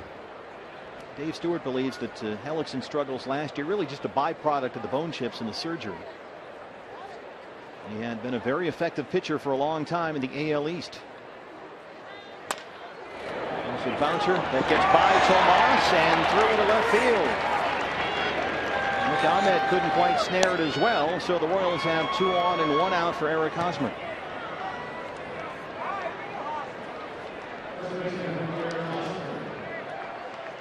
Very well placed that time as Chip Hale makes his way out to the mound. You mentioned the pitch count, and they got Jeremy Hellickson to the number they wanted today, and he's going to come out of this one. And this is a great audition chance here for Andrew Chafin, the lefty, who comes in with 2 on to get a tough lefty in Eric Hosmer. Hellickson exits. Here comes Chafin. We're back after this.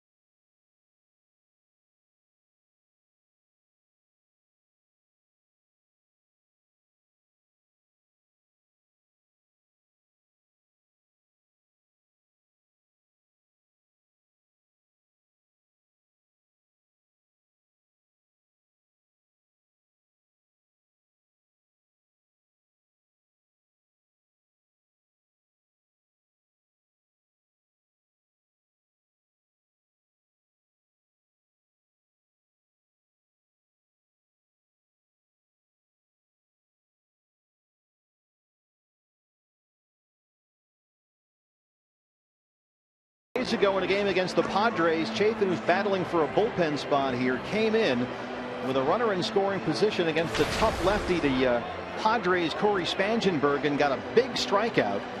And now he finds himself in a similar spot here. Another good audition chance for Chafin out of Kent State. He'll work to Eric Hosmer with 2 on and 1 out.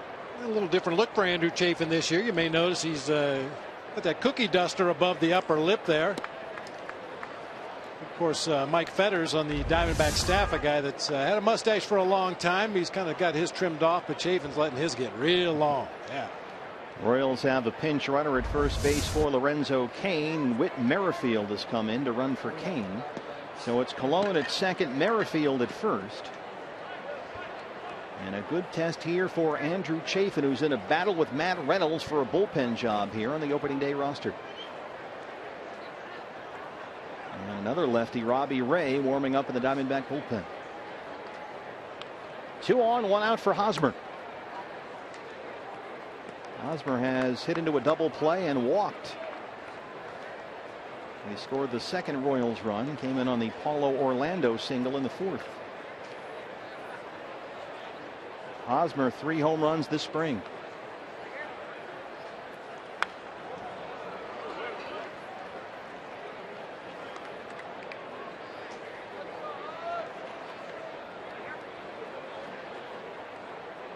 We're joined in the Diamondback dugout by another promising young lefty, and Hopefully we'll see him by June. Patrick Corbin, is that still the timeline as far as you know? Maybe June? Yeah, that's the plan. Hopefully before, but back on a mound again, which feels great. So it feels like it's getting close. I know you threw off a mound for the first time Wednesday and again on Friday, right? Tuesday, Friday. Tuesday, Friday. How'd that go for you? It was great. First day was 20 pitches. Friday was 25. Next week we'll add the changeup. Everything feels great. It's just it's exciting to get back on a mound again, and feeling like I'm getting close and ready to go. I know you told me early in camp, I could do a lot more. They just won't let me. And now it seems like you're getting the chance to do a little bit more. Yeah, they've taken their time, which is, I feel great right now. So that's all I can. That's what I'm. Taking all that time off, really 1 year before getting on a mound. So they just want to make sure that me and Dave are ready to go, and we should be back here pretty shortly.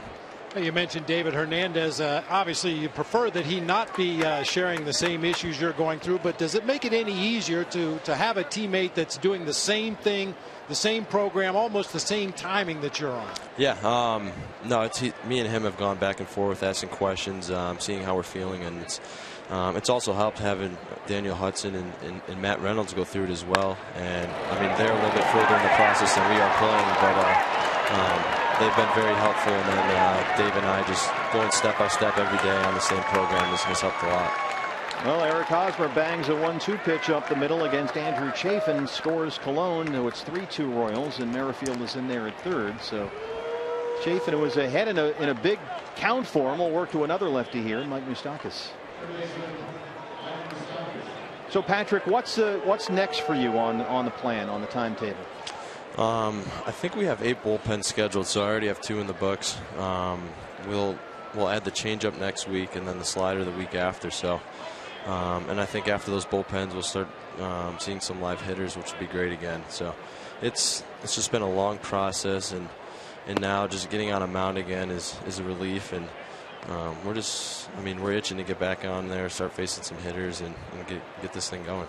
But I would say, based on the way you feel, that the plan and the way that has been implemented with you to this point has certainly seemed to work very well, right? Yeah, no, I'm pleased with how everything's gone. The training staff here has done an incredible job. I feel very strong. My elbow, shoulder, no problems, no issues at all.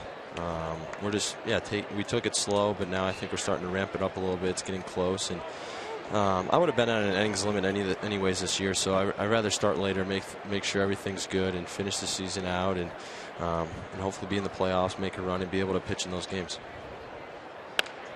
Right back to the mound. They get the force on Liddy, the pinch runner, and they turn the double play. Patrick Corbin, thanks very much. We look forward to seeing you out there soon. All righty, thanks for having me.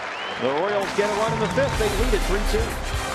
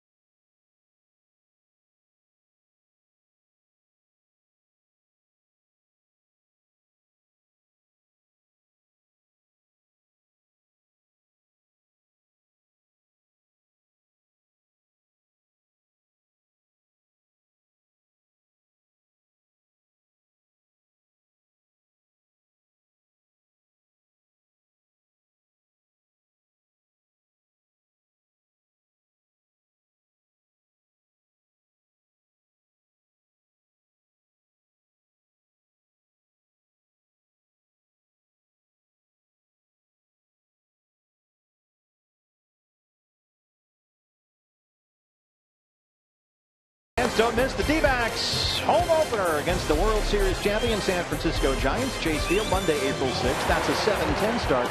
But be sure to come on early. You'll get a pregame street festival featuring live music and entertainment. Buy your tickets now at dbacks.com, and we'll see you for opening day against the Giants April 6th at Chase Field.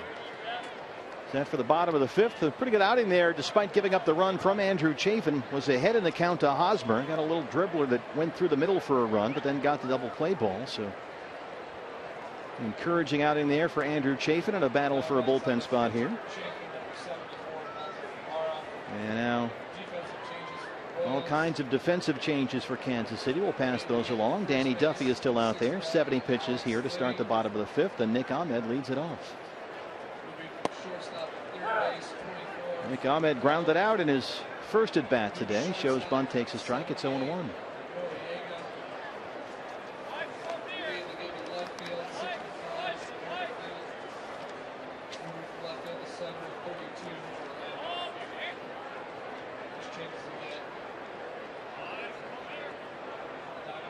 The ballpark food.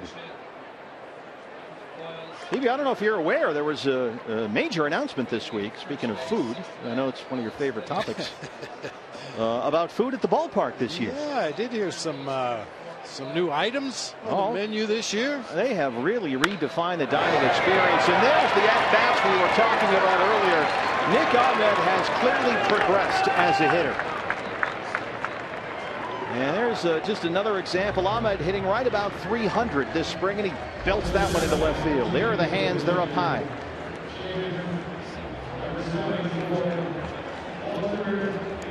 A direct line to the ball. Good pitch to hit.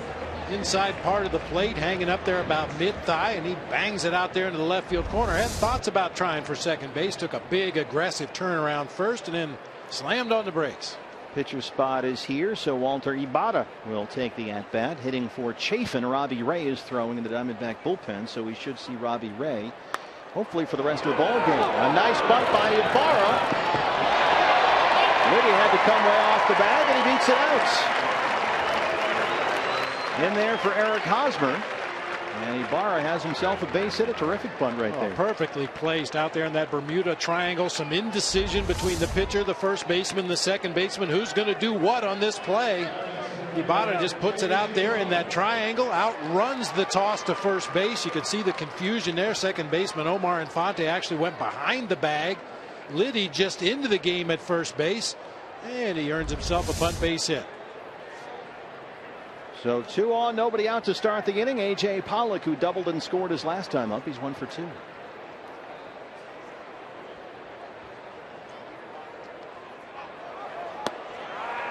Very aggressive. The Diamondbacks have done so all spring.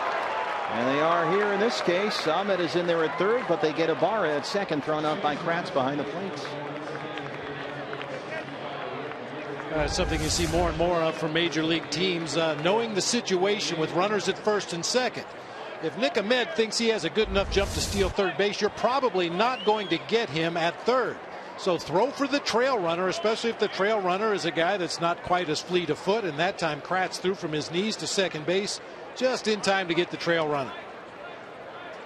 And now the infield will come in with Ahmed at third and 1 out. AJ gets a hold of one, gets it in the air to left field, and that ball is gone. A home run.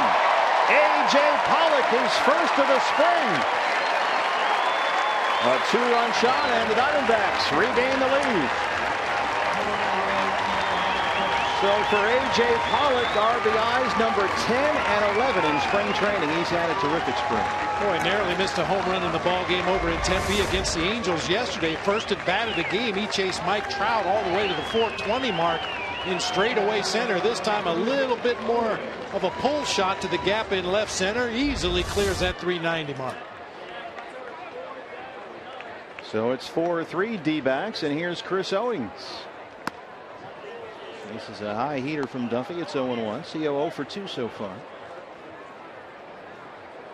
So a 2-run homer by Goldie in the 4th, a 2-run shot by A.J. Pollock in the 5th, and it's 4-3 Arizona. And CO bangs this one into right. I really like him in the 2-hole, and he's a very aggressive hitter up there anyway. But he seems to have no problem aggressively going to right field. And if you'll notice on his follow through, both hands staying on the bat throughout the swing. Last season, that top hand used to come off. He would really get a lot of extension, but with the shoulder problems he had last season, this year trying to do something to take some of the pressure off of that lead shoulder. So keeping both hands on the bat, trying to avoid that hyperextension of the left shoulder. Yeah, last year that one hand would come flying off. He'd have this big high one-handed finish, but now it's two hands all the way for Chris Owings, something he's worked on all spring long. Here's Paul Goldschmidt, who hit a long home run to left center field his last time up, his first of the spring. He's 1 for 2.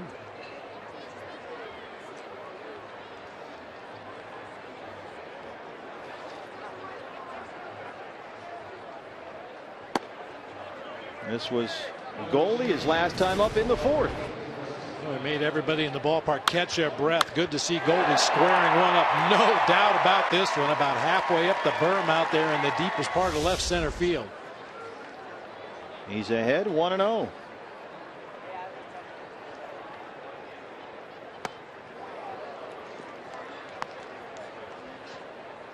Of course, we've talked about the pad that Goldie wears in that batting glove now. There's a little tiny pocket in there to protect the hand that was broken last year by Ernesto Friere. You can see that glove a little thicker than normal. It's got a little pocket that you can slide a pad in there. He doesn't need to wear it, but since he really doesn't feel it, he says it doesn't make any sense not to wear it. It's not a distraction at all for him, just a little extra security for that hand.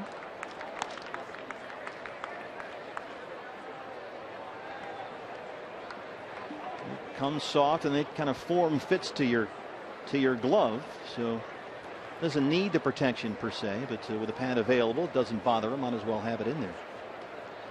A fractured right hand last August 1st, hit by the Pirates' Friere. And really was the finishing touch on a season of injuries like that for the Diamondbacks. Just enough already. And when Mark Trumbo in a game earlier this week was hit on the left hand in the first inning by Dodgers Chris Anderson in a game out in Glendale, it turned into a little bit of a beanball war, and there were several ejections, including Chip Hale, Glenn Sherlock, Alan Webster. It's a sensitive issue here with the Diamondbacks. And unfortunately, Mark was just grazed on the left hand. He didn't even need really medical attention. Stayed in the game. It was not an issue. But anytime a Diamondback player, after what we saw with Aaron Hill 2 years ago, and then last year with A.J. Pollock and Paul Goldschmidt, anytime a Diamondback hitter is hit on a hand, it's a sore spot, literally and figuratively here. And Goldie is now up there with a full count, 3-2.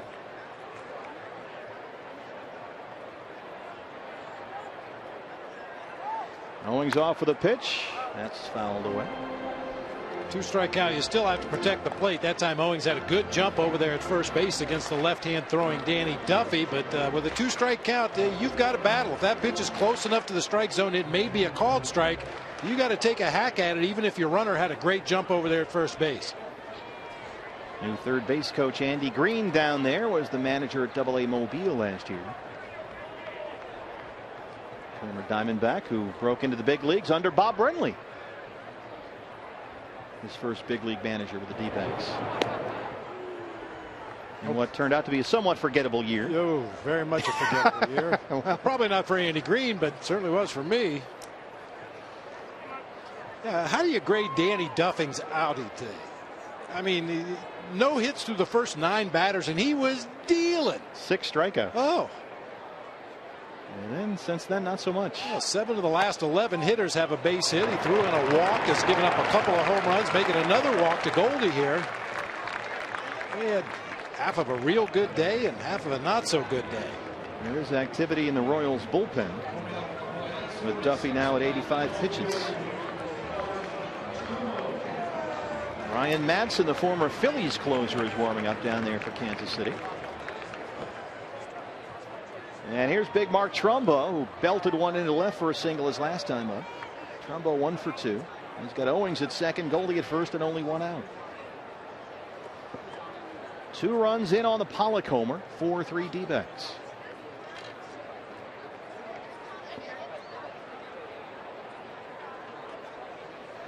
And Mark Trumbo is very aware that it was exactly these situations for which he was acquired from the Anaheim Angels. He was brought in here to be an RBI guy, and he says he knows he has a job to do. And he's been doing it very well all spring long. Trumbo so far with 11 RBIs this spring. He's hit .385. There's a strike, 1-1. And based on the way, Bob, that he's moving this spring, and he talked about how much better he's looked, both certainly in the field and at the plate, there's no reason not to think he's going to put up those numbers we thought we'd see last year. And that means 30, 35 homers, 100 RBIs. He expects that, and so do the Diamondbacks. This is high in the air to short right field. Sierra fighting that sun.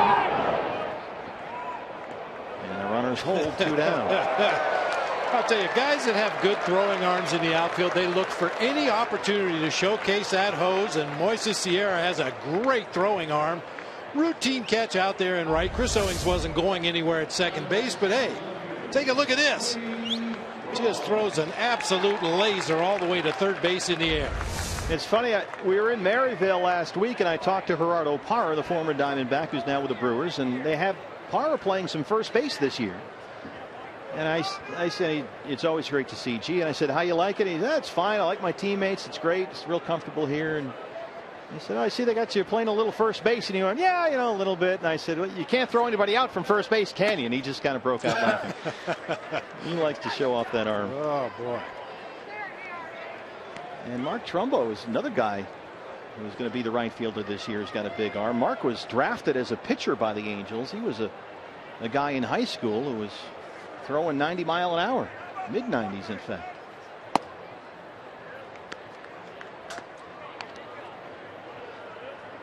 Cody Ross 0 for 2.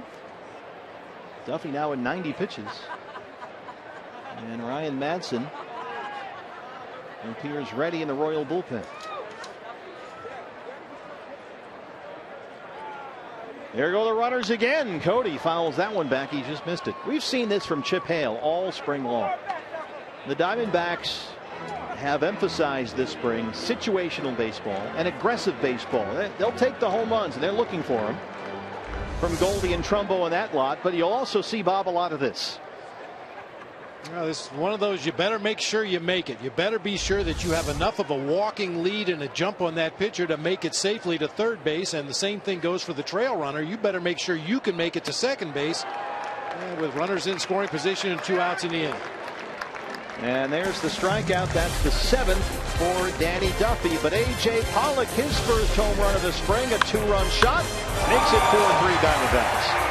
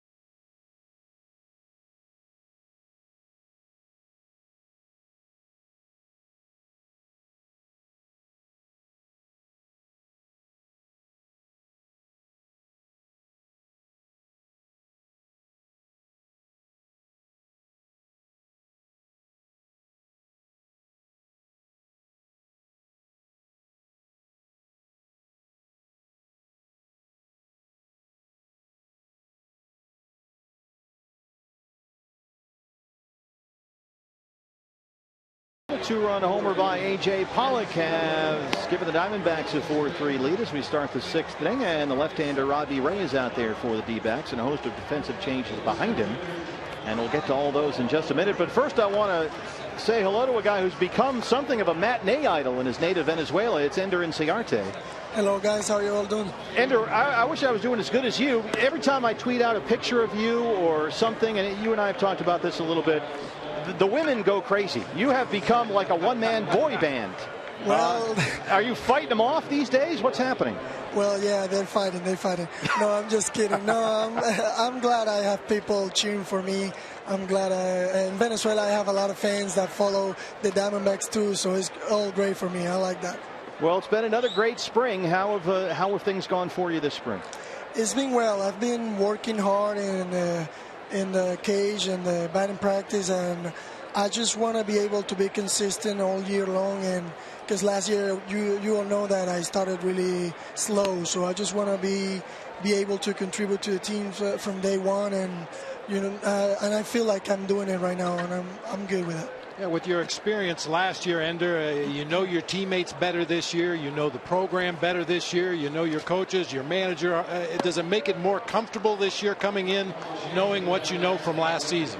Yeah, it's way more comfortable, because last year I didn't know a lot of people because it was my first big league camp with the team. I was with the Phillies in 2012, so last year was kind of different to me, and I enjoy it. I enjoy the guys. They all help me and the coaches are great to me too. McKay, Turner Ward, Chip Hale is great to us all. So I'm really comfortable here now. Robbie Ray issues a leadoff walk to Paulo Orlando. That brings up Moises Sierra. Ender, what has it been like for you this spring? Because I know how close you and David Peralta are as teammates, as friends. You played against each other in winter ball this year, but now you're here in one sense competing for one spot and for different at-bats. How has that affected, if at all, your relationship with David? We are really close to each other. We help each other a lot. We know we're competing for probably playing time or whatever, but we only control what we can control. We want to play hard. We want to contribute to the team, and whoever the manager thinks is going to help that day, we're going to go and do our 200%. David is a great guy. I enjoy playing with him. I enjoy getting to know him, and he's really good. He plays really hard, and it's fun to have him around too. Well, you guys both play hard, and that was one thing we always noticed about you, Ender, was that last year, and you mentioned this, that you didn't exactly set the world on fire when you first came up here last season. It was a slow start, but we thought that you never stopped getting better. I mean, right down to the last day of the season, you were better every day. How did you accomplish that? I was really happy with that. I worked really, really hard last year, and seeing that I was getting better every day, a little better, it was good for me, and the coaches helped me too. It's good when you have a lot of information to apply on the game, and I have Paul Goldschmidt, I had Cody Ross, I have even Parra, Miggy, I had great guys helping me out, Trammell. I mean, it was good, and at the end of the season I just took a deep breath, and I was happy with what I did. But then it doesn't stop there. You take a couple of weeks off, and then you go play almost a whole winter ball season. Is that right in Venezuela? Yeah, I play since November, so I didn't start from day one, but I play since November, and I also play in the playoffs, so it was probably like 200 at-bats. This is a lot of baseball. Ibarra, Ahmed, and they roll the double play. Erase that leadoff walk for Robbie Ray. Ender, what have you seen from your new teammate Yasmani Tomas in terms of how he's dealing with all the attention that's on him? That's one thing, but he's also got the language barrier here and getting to know new teammates. Have you helped his transition at all like that? Does he lean on you or some of the other guys who are Spanish speakers in that clubhouse? He hangs out with with all the Latin guys, and he also likes to talk to Trumbo.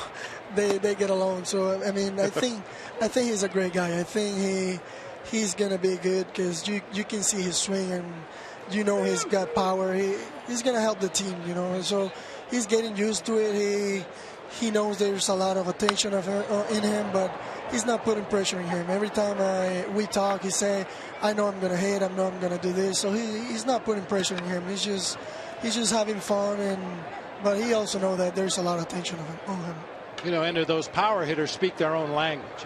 It's not Spanish and it's not English. It's not French. It's the power hitters. They have their own language. Yeah, that's true. I know power talks about myself too. I'm just kidding, but yeah, I know that speaks for them too. Well, Ender, what about that? You were so good as the leadoff guy for so much of last year. You really seemed to take on that personality. Is it different for you now if you're not hitting in the leadoff spot, or does it make a difference at all? I've been hitting in the second spot too, but in Venezuela it's weird, but I was hitting in the third spot. But there's the power. Yeah, there's the power. Yeah. Yeah, I know I hit 1 home run, so I got power. Well, we look forward to great things. Ender Inciarte, thanks very much, Ender. Thanks, Ender.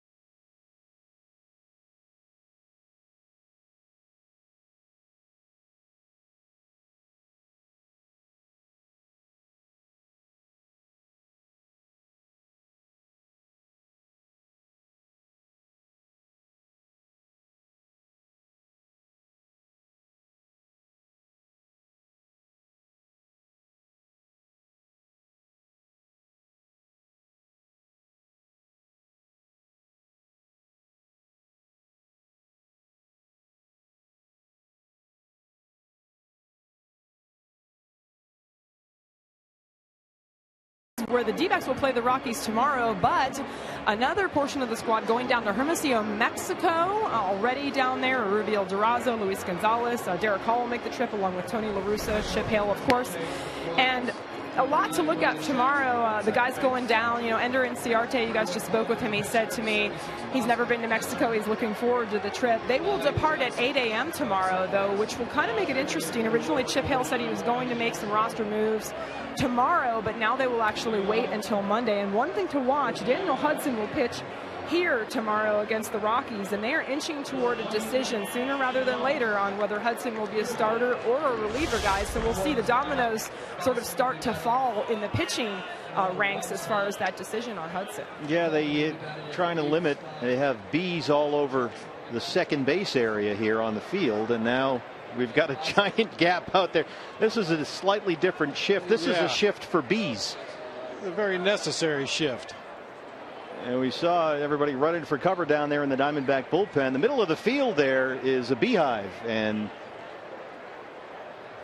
umpires are going to have to deal with this and figure out what to do. We usually see this once or twice a spring. But Jody Jackson was mentioning Daniel Hudson, of course. Hudson on an innings limit this year, coming off double Tommy John surgery, about 90 or so. And they have to make a decision, Chip Hale said, likely after his start tomorrow, as to what Huddy's role on this year's team will be. Well, maybe he'll be the beekeeper. We need one, apparently. Man. So we are officially in a bee delay here in Scottsdale, Arizona. And that gives us a chance here, Bob, as we clear up the bee situation, to talk about that Diamondback rotation. We know this much, that Josh Collmenter will start on opening day. He will be followed by perhaps Ruby De La Rosa and then Jeremy Hellickson. After that, you would have to think, although it's not official, that Chase Anderson would be in there. And then the 5 spot, any number of ways you could go here. Trevor Cahill working on the new arm slot. Robbie Ray is in the game right now for the Diamondbacks. Archie Bradley has had 2 very encouraging outings, including one yesterday against the Angels. Alan Webster, it's been a rough go for him. And Daniel Hudson has the innings limit issue. So there's all kinds of ways to go here for that 5th spot. Yeah, more questions than answers, really. It's not like anybody has jumped forward and just absolutely blown everybody out of the water with this performance. Each guy has done well at times. He's struggled at times, perhaps with the exception of Chase Anderson. He's looked pretty good consistently this spring. Trevor Cahill, a guy that's making a ton of dough. He's been very effective and very successful in the past, but really has fallen on hard times the last couple of years. Has changed his arm angle this year, tried to get a little different look to his pitches, a little different movement on that sinking fastball, maybe be able to keep it in the strike zone more consistently. We touched on Daniel Hudson and his potential physical limitations as you go into the season. Would you prefer to have him in the rotation or in the bullpen, and how does that affect the rest of the pitching staff? Really a lot of questions, as I said, a lot more questions than answers right now, and I'm sure it's going to go right down to the last game of spring training before those final decisions are made. Well, you see those 2 gentlemen in center field. They're the guys that are supposed to have all the answers right now. Dave Dunn, who runs things here at Salt River Fields, and Marshall Jennings, the head groundskeeper. They're the guys that you call when you have a bee problem. And there's Dave with a walkie-talkie trying to get this thing sorted out. I guess you just wait for him to go away. Yeah, I mean, I've seen games where they've actually called in beekeepers before, where there's actually been a hive that they could remove and take the bees with them. But I think Dave's just going to ask the bees to politely move along. Well, he's got a walkie-talkie, so that should help. They're just sort of hovering around the second base area, which is why there's no one there. And the rest of the players ran for cover. They're all hiding out in the bullpen down there in the left field corner. I mean, it's easy for us to laugh about it, but there are some people that are, very, very allergic to bee stings, and we don't mean to make light of it in that respect, but just kind of an odd reason to delay a baseball game. But it seems like we see it happen every year, and now some fans on the first base side apparently have decided that they're a little too close to the bees. Yeah, now that the bee swarm seems to be moving over toward the right field corner, and you can see all the fans there evacuating the area. Just behind the tarp to the right of the Royals dugout. We have a bee delay here in Scottsdale. We'll take a break on Fox Sports Arizona.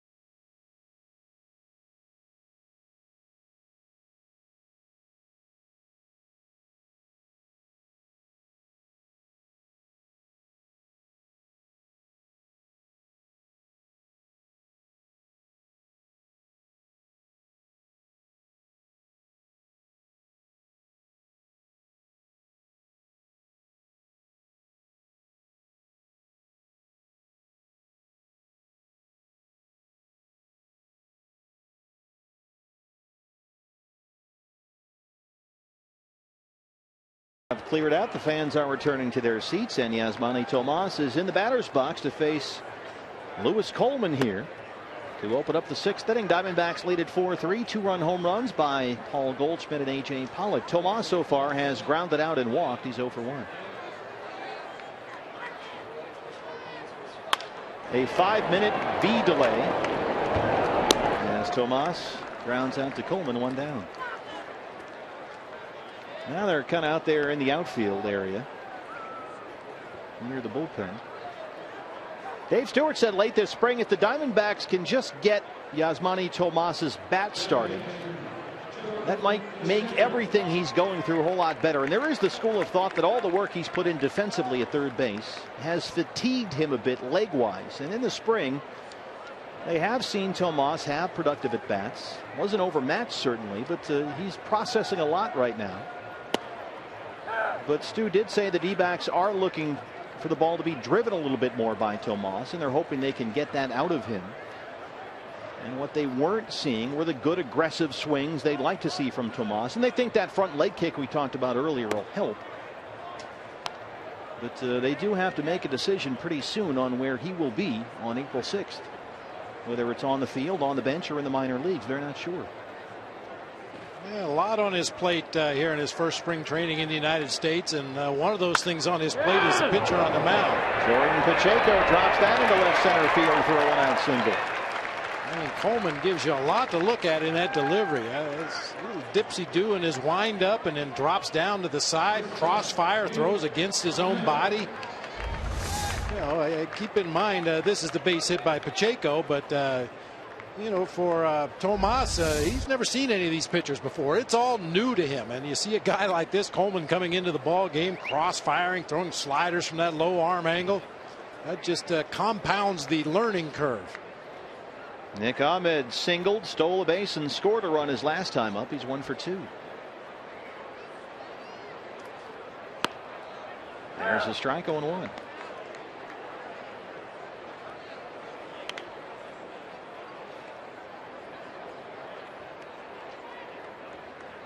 Nick Ahmed looks more and more like he might be the opening day shortstop for the Diamondbacks. He's had a great spring offensively and defensively. That one kicks away from Boscan, and Pacheco is in there at second. A nice read down there by Jordan Pacheco. You know, even though catchers aren't the fastest guy on the field, they tend to get the best reads on balls in the dirt. That one got just far enough away from Boscan for Pacheco to be able to advance into scoring position with only one out in the inning. Now, sometimes when you block a ball in the dirt, it's just like the sound of the ball coming off the bat. If it hits square in the middle of the chest protector, you know it's going to drop straight down in front of the catcher. But if you hear it hit shin guards or hit mask or hit body, sometimes that ball's going to get far enough away for you to advance as a base runner. And now an RBI opportunity for Nick Ahmed, who's ahead in the count, 2 balls and a strike. Good pitch there. It's even 2-2. Nick Ahmed said this spring, not too long ago, in fact, that people are always going to tell him he's not going to hit. And he said that's been kind of his thing his whole life. People have told him that, he's used to it. And he's been dealing with it for a long time. But this spring he has hit. He hit last year in AAA.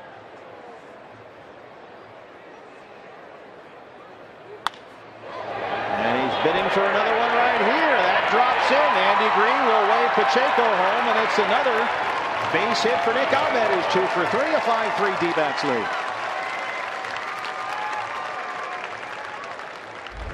A soft line drive into that gap in left center field, and Pacheco's ability to move up 90 feet on that ball in the dirt gets an RBI for Nick Ahmed on that base hit into left center.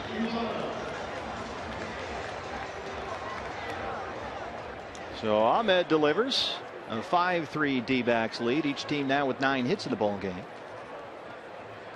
And Walter Ibarra, who came into the game to hit for the pitcher, will stay in the 9-hole here. He's playing second base in place of Chris Owings.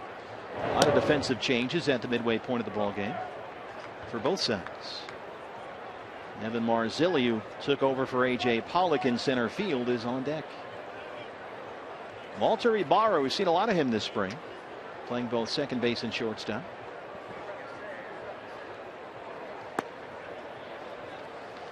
Hey fans, when the D-backs win, you win at Papa John's. The day after every Diamondbacks win, you get 50% off your regular menu price online order at Papa John's. Enter promo code D-backs50 at papajohns.com. Walter Ibarra, originally signed by the Yankees back in 06, played 8 years in the Yankees minor league system.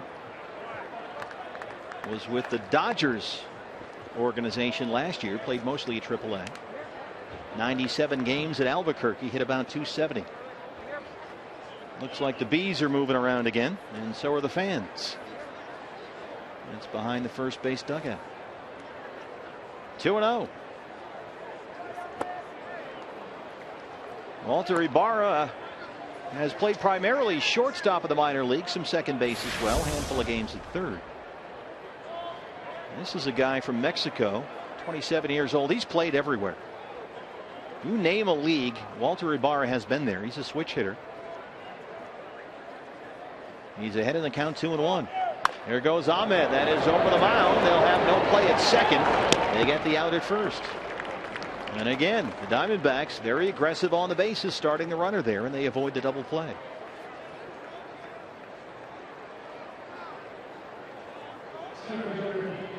That brings up Evan Marzilli,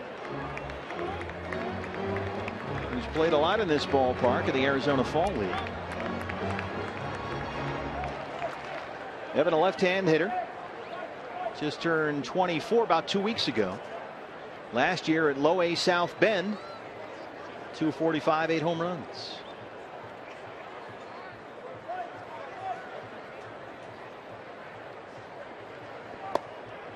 Actually had a very good season last year at Visalia and Double A Mobile. Split the year between those two levels. Had career highs in triples, homers, RBIs, walks, and stolen bases.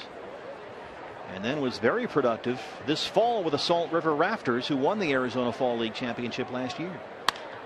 This is high in the air to shallow center. Orlando coming in. He's got it. And that's the inning. But the Diamondbacks add one more run. Nick Ahmed, 2 hits. He's got an RBI. The Diamondbacks have a 5-3 lead.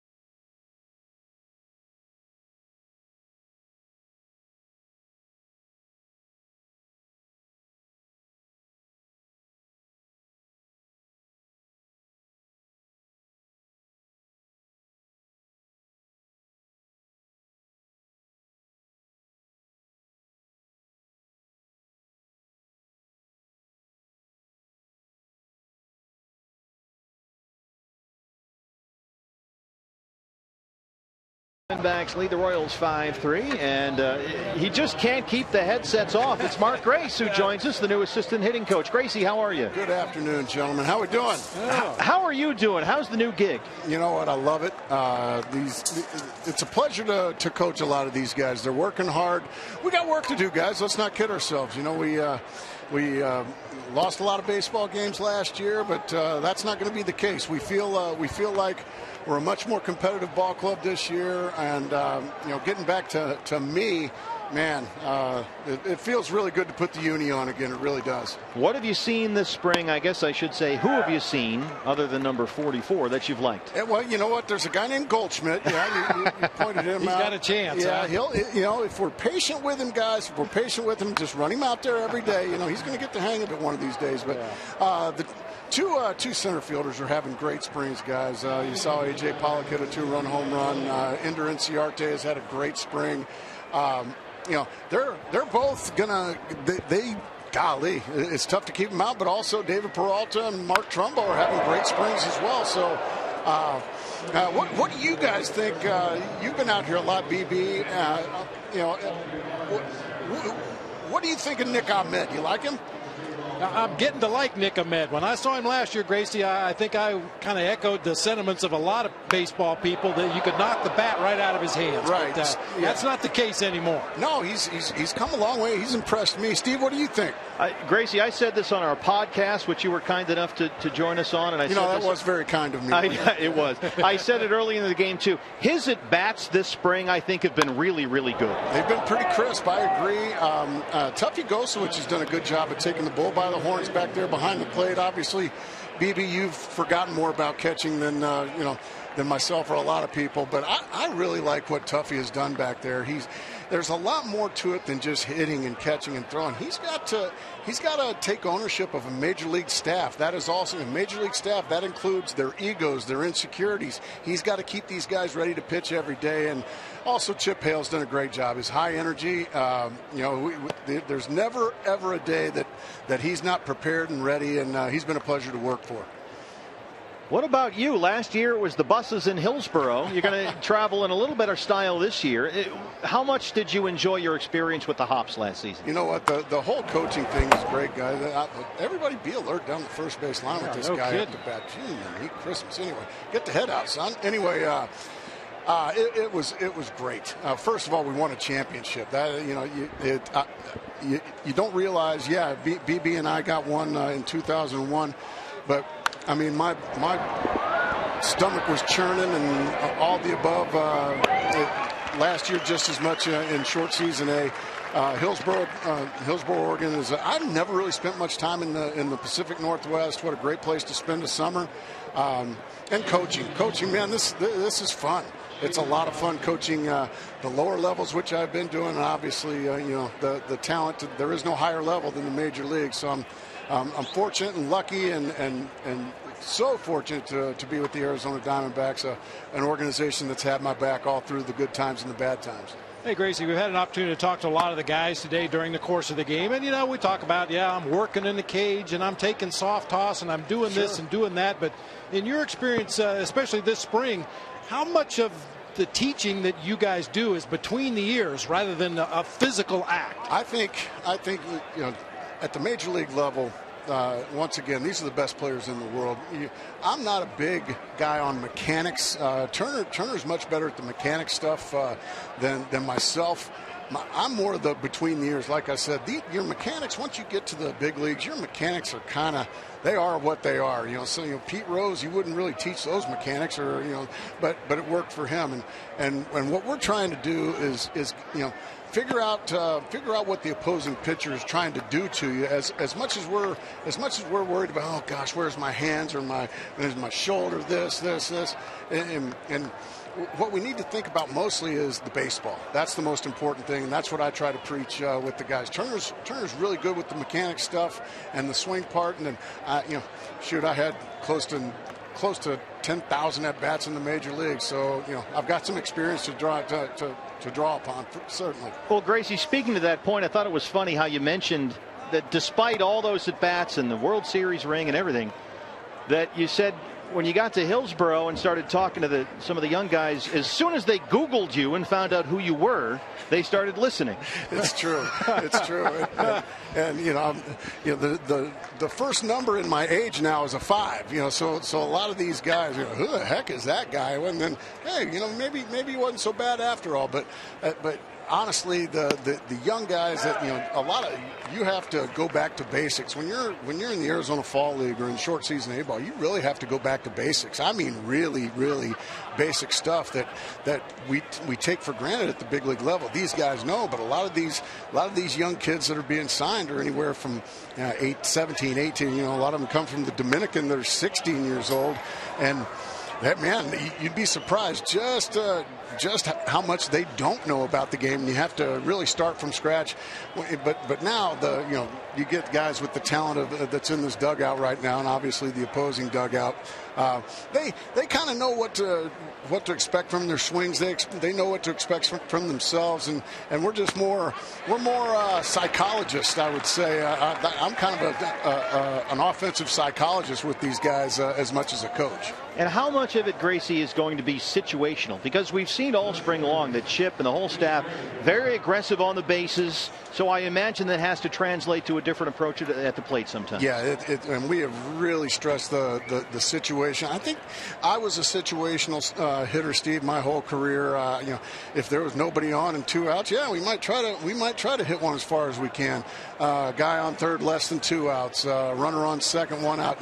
It calls for certain approaches at certain times, and what I'm trying to do with these guys is teach them, okay, what are you trying to do in this? What were you trying to do in that situation right there?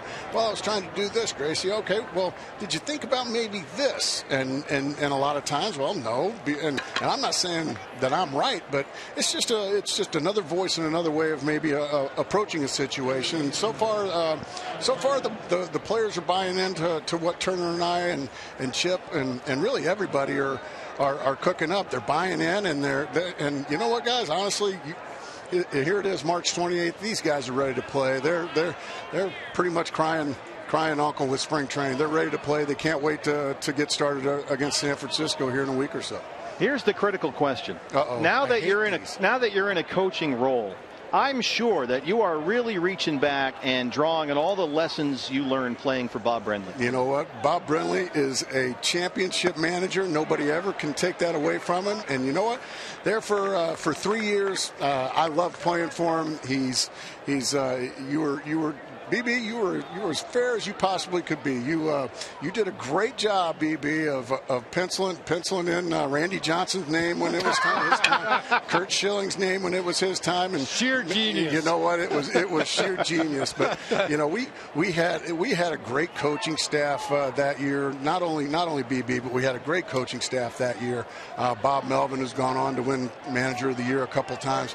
I look back, not only did we have great players, I mean, gosh, you look back at the great players that were on that team, but BB did a great job of keeping all those egos in check, and once again, having those big knockdown, drag-out meetings when number 51 was going to take the mound that night. Well, I've told the story many times, Gracie. I'll try to do it real quickly here since we have 2 outs in the inning. In Montreal, you were scheduled to lead off the inning or maybe come up to the plate with some runners on base. And right. The Expos go to a tough lefty. I don't recall who it was. And I turned to Bob Melvin beside me and I said, geez, Greg Colburn kills this guy. We've got a hit for Gracie here. And Mel said, I don't think Mark Grace has ever been pinch hit for in his life. All right, we're going to catch this ball.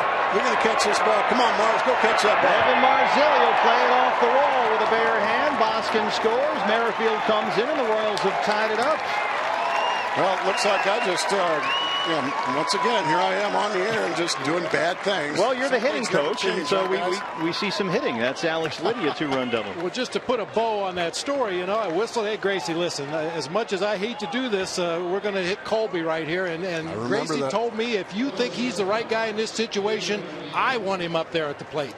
And the way you handled that particular at bat, and I knew everybody on the bench is watching. Hey, what's going to happen? He's going to pinch hit for Grace. Uh-oh, watch this. And the way you handled that, I think really went a long way for the entire team buying into the idea that it's not about me and it's not about you. It's about us and what's best for us as a team. And I'll forever thank you for that, Gracie. Well, I appreciate it, BB. And you know what? Just between me and you, it was the right move. I'd love to sit here and say, oh, that's baloney and that's BS and all that. But Greg Colburn was one of the best pinch hitters, especially against lefties in the game at that time. And I would have done the same thing. So, it really was a pleasure playing for that team because we had a bunch of professionals, man. We had sure, everybody remembers the star players, but a lot of players, guys that didn't get all the highlights like Gonzo or the guys we talked about. But there was some really good role players on that team. Guys like Craig Counsell, guys like David DeLucci, Danny Bautista, Greg Colburn is a guy that comes to mind. But even Miguel Batista never gets a whole lot of credit. But what an incredible year or two he had as a Diamondback. And every day, what's going on here? This has just got to end right now. Noriega, an RBI single, and the Royals have the lead against Robbie Ray. But also, going back to that championship year, and I've told Tony La Russa this since he's been here, I think the toughest series we had that postseason was against the Cardinals, if you ask me, BB. Yeah. Sure, that's going to upset a lot of Yankee fans, but honestly, those two series, the Cardinals and the Yankees, those were two of the most knockdown, drag-out series you'll ever see. And once again, you know, the good guys came out on top. And what's so funny about that last Hall of Fame class, Gracie, was that you had Bobby Cox, and you had Tony La Russa, and you had Joe Torre. And I'm sitting next to the guy that beat them all in one postseason. Pretty good. Oh, my. I didn't even think of that. How about that? Diamondbacks beat them all. I didn't do anything. Gracie, we'll let you get back to work. It's always fun. Thanks so much. We appreciate it. Let's have a great season, guys. Looking forward to it. See you later. Well, let's talk about Robbie Ray, BB. He's fighting for a job here. And it has not gone great. He had the leadoff walk to open up the 6th, erase that with a double play, got out of the inning. But here in the 7th, got a quick early out, then a 1-out walk, a strikeout, and since then single, double, single. And the Royals have a 6-5 lead. This is not what they're looking for from Robbie Ray. Yeah, it just doesn't seem to have much location on his pitches today. A lot of pitches up and out over the plate. And once again, facing guys he probably doesn't know much about. And, you know, you face guys at the end of a spring training ball game, they're looking for anything up and out over the plate to take a hack at to try to open some eyes in their own dugout. Just making a lot of hittable mistakes in this inning. Robbie Ray, acquired by the Diamondbacks from the Tigers, part of a 3-way deal that sent Didi Gregorius to the Yankees last December 5th. Robbie has very good stuff, an excellent fastball, throws harder than most lefties do. He's legit mid-90s. And he's got a great changeup. He's been working on a slider. He's made a lot of progress with that here in camp. But it hasn't really translated into tangible results in these spring training games. And there's another hard hit ball to center field that backs up Marzilli. It's over his head. Noriega's on the run. He will come in and score. And Orlando is headed for third. 7-5 Royals, an RBI triple with Paulo Orlando. He's got 3 hits and a walk and 2 RBIs. They score that a double, and he takes third on the throw. And more loud contact, another pitch. Just hanging over the inside part of the plate. See, Lally wants it away. The pitch strays back towards the inner third, and just an absolute bullet over the head of Evan Marzilli out there in center field. It's turned into a 4-run Kansas City 7th against Robbie Ray, and this is not the A team that's in there for the men in blue either. It's been my experience in spring training. Veteran pitchers hate to face young hitters at this time of year. First of all, you don't know much about them. You don't really know anything about them. You're trying to execute some pitches, and these guys would swing at the rosin bag if you threw it up there. They're trying to show their own coaching staff in that first base dugout that there's somebody to be reckoned with. Now, Sierra's a guy that's been in the entire ball game. 0 for 3, grounded into a double play his last time up, but some of these guys just coming off the bench hacking. And another big day for Paulo Orlando. Looks like he might win a spot on the opening day roster for the Royals. He singled in the 2nd, had an RBI single in the 4th, walked in the 6th, and an RBI double here in the 7th. Royals now with 13 hits, 9 for the Diamondbacks. D-backs trail at 7-5. Robbie Ray ahead 0-2 on Moises Sierra.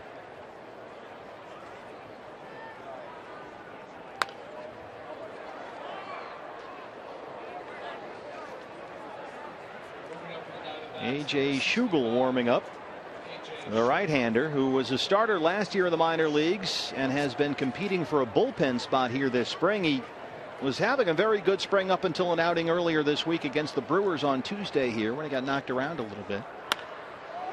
This ball is driven down the left field line. It's in the corner, a fair ball. This will make it 8-5 Kansas City, and Moises Sierra has a 2-out RBI double.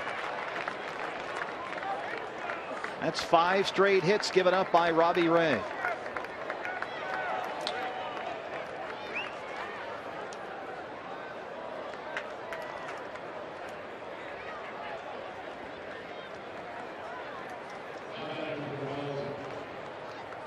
Yeah, if this were a regular season game, this is where you would like to see one of your infielders or your catcher or somebody go out there to the mound, just try to change the rhythm a little bit.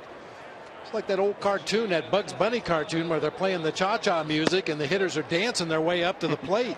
Got to do something to change the rhythm when the other team gets into a feeding frenzy like this.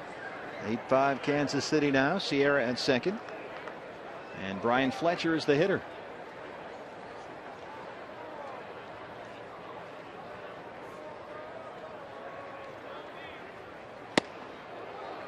And again, Ray ahead 0-2.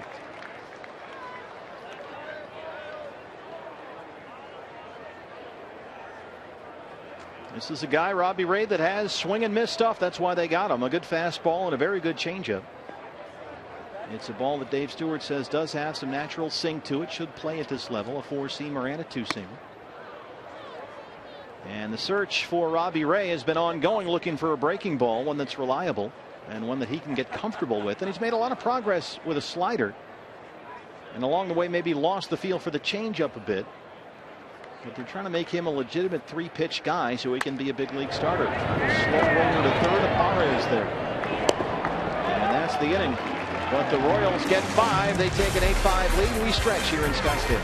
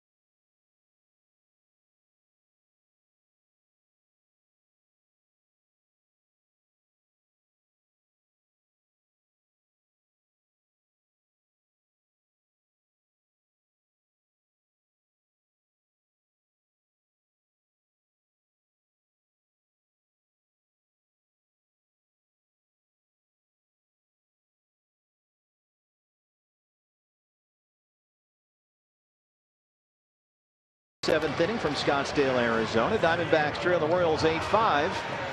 But all the offense, Bob, has come via the long ball for the D-backs, at least most of it anyway. Paul Goldschmidt and A.J. Pollock, 2-run homers. Oh, a couple of very crisp, fast homers. A.J. Pollock to left field. Paul Goldschmidt way up on the bank in left center. A.J. driving the ball a lot more this year. We were talking to Jake Lamb earlier about his extra base hits. I think A.J. Pollock is another guy that's going to be capable of putting up big extra base hit numbers this year. Of course, we know Paul Goldschmidt will. And it had been a relatively quiet spring for Goldie. The home run today was his first of the spring, as it was for A.J. But A.J. hitting .365 this spring coming into the game. A double, a homer. He scored twice. He drove into, and he's now got 11 RBIs in spring training. Out there on the berm on a beautiful day here in the Valley. Temperatures in the 90s, not a cloud in the sky at Salt River Fields at Talking Stick. 13,258 with us today on a perfect Saturday in Arizona. New pitcher for the Royals. You've seen him before, the veteran Kelvin Herrera. Part of that lockdown bullpen last year that drove the Royals all the way to the 7th game of the World Series. And they're still talking, Bob, some of the Royals guys, about the play that rookie second baseman Joe Panik made for the Giants in that World Series. If he doesn't knock down that ball at second base against Bumgarner, that one gets through. Suddenly it's a whole new ball game, and the Royals really feel that was the play that kind of turned the tide for them, against them, I should say, in the World Series last year. That play by Joe Panik.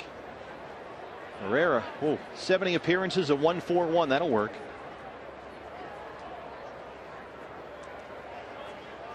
But he's behind here 2-0 on Alex Glenn. Alex has checked into the game playing left field.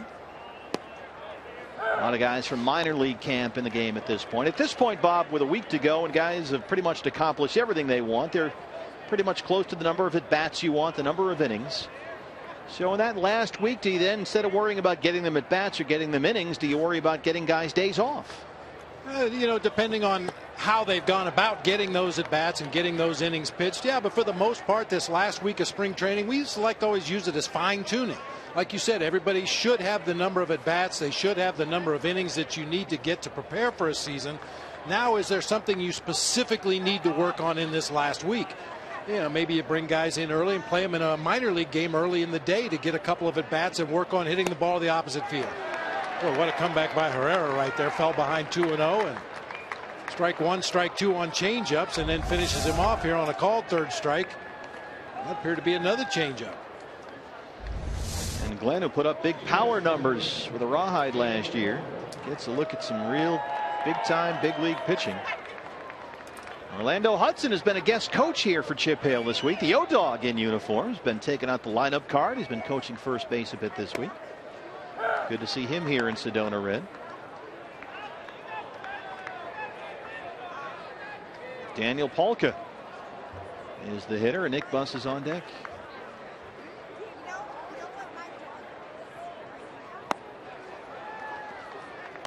And Herrera's ahead 0-2. Last year, 22 homers, drove in 80 in A-ball.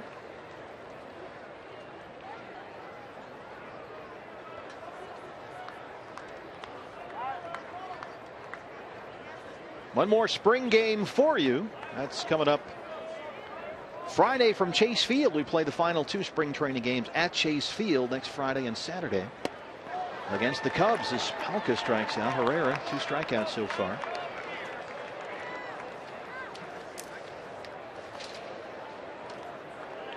Don't forget, Tuesday is the season finale of the old Cactus League Weekly Show. Producer Josh Kellen and I shot the final episode on Friday here. Opening day starter Josh Coldmenter takes center stage, but not in the way you would think. You're going to see things in the show from Josh that you can't unsee. I'll just say that. And Bob Brenly is on the clock discussing what makes Josh so good as the opening day starter here. Don't miss D-backs Cactus League Weekly.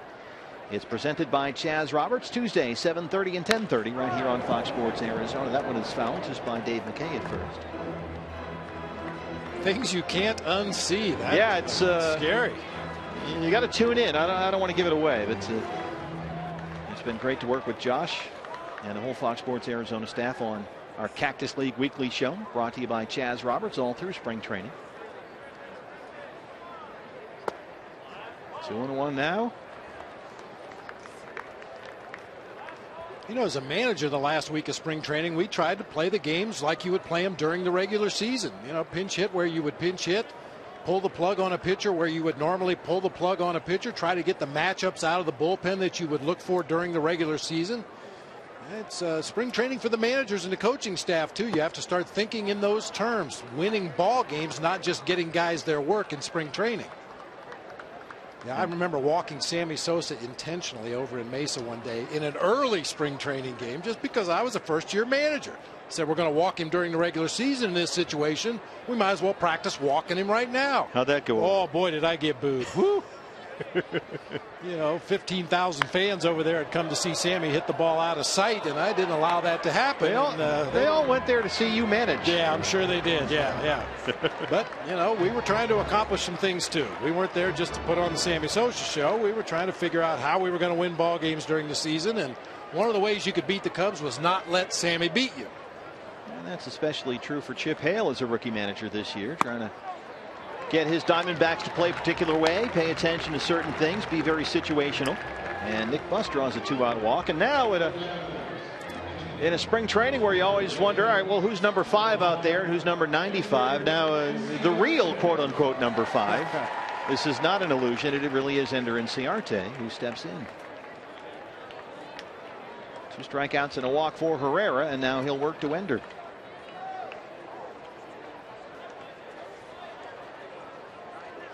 Ender 5th in the National League Rookie of the Year voting last year.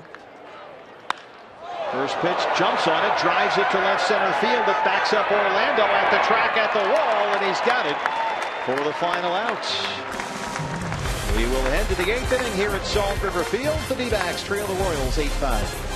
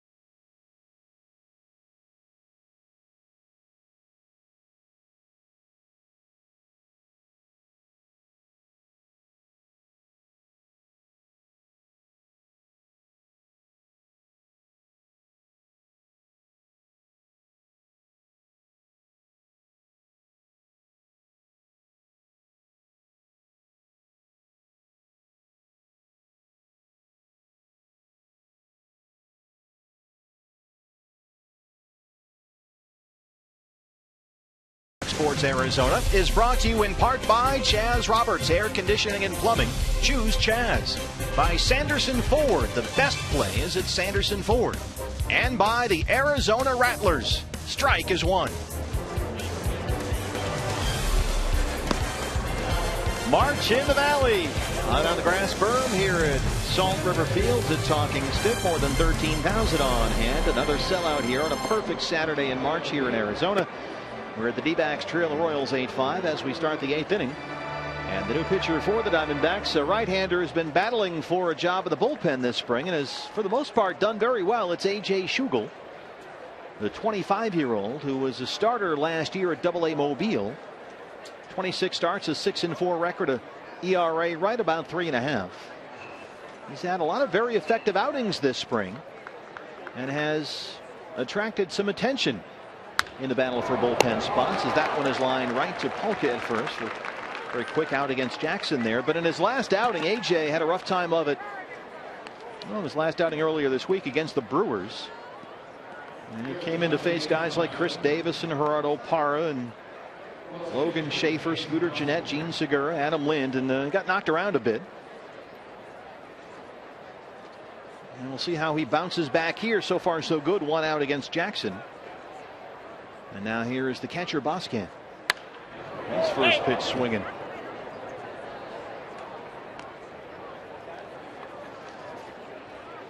J.P. Boscan came in, took over about midway through the game behind the plate for Eric Kratz. And he walked and scored his first time up.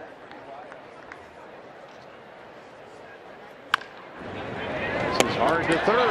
Ibarra has a long throw, and he makes a nice play. Walter Ibarra down there at third base. Let's make that Bob our Chaz Roberts Air Conditioning cool play the game. Why not? Great backhanded play carrying him into foul territory. At that point, you've got two choices. Either plant that right foot and use your strong throwing arm to get it across the diamond, or unload it as quickly as you can. Get it on line on one hop for the easy out at first base. What a great play. Two down now for Christian Colon, who will play the whole game at shortstop today. There's Walter Ibarra, who we've seen a lot of this spring. And A.J. Schugel trying to make it a 1-2 3/8. There's the strike, 1-1. A.J., as we mentioned, has been a starter in the Diamondbacks minor league system. Came over from the Angels along with Mark Trumbo in that trade. But long term, and then a lot of scouts have said this, his best fit might be as a reliever working in the bullpen. And that seems to be the case here this spring, despite a pretty good year last year starting for Mobile. Got a good fastball, good sink. He can hump it up there, mid-90s. And a decent changeup from a little bit of a funky delivery. And like a lot of guys, Randall Delgado, Robbie Ray, the search has been for a consistent breaking ball. He's mostly been fastball changeup. This is bounced up the middle. Domingo Leyba, who came over from the Tigers in the Robbie Ray deal, makes the play, and Schugel has a 1-2 3/8. We'll go to the home half. D-backs trail the Royals 8-5.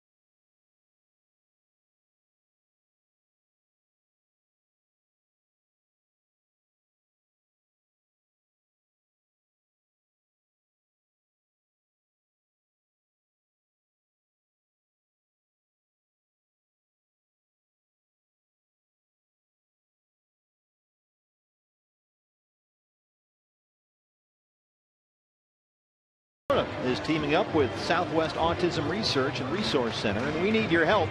Visit any Bashas', AJ's Fine Foods, or Food City and make a donation at the register when you buy your items. Your donation will help advance autism research that will provide a lifetime of support for children, teens, and adults. For more information about autism or to donate online, visit autismcenter.org. Diamondback trail the Royals 8-5, bottom 8 here. And a new pitcher on for Kansas City. It's the veteran lefty Franklin Morales, who spent most of last year in the Rockies starting rotation. In fact, had career highs in wins, starts, and innings pitched. He worked 142 innings and 100 strikeouts, and he's out there to open up the 8th. 6-9 overall, a 5.37 ERA. But how about this? Against the National League West, he went 6-1. 6-9 overall, so very effective within the division. Big Enrique Burgos is warming up in the Diamondback bullpen. He has become a force in spring training, and we may see him in the 9th apparently, battling for a bullpen spot.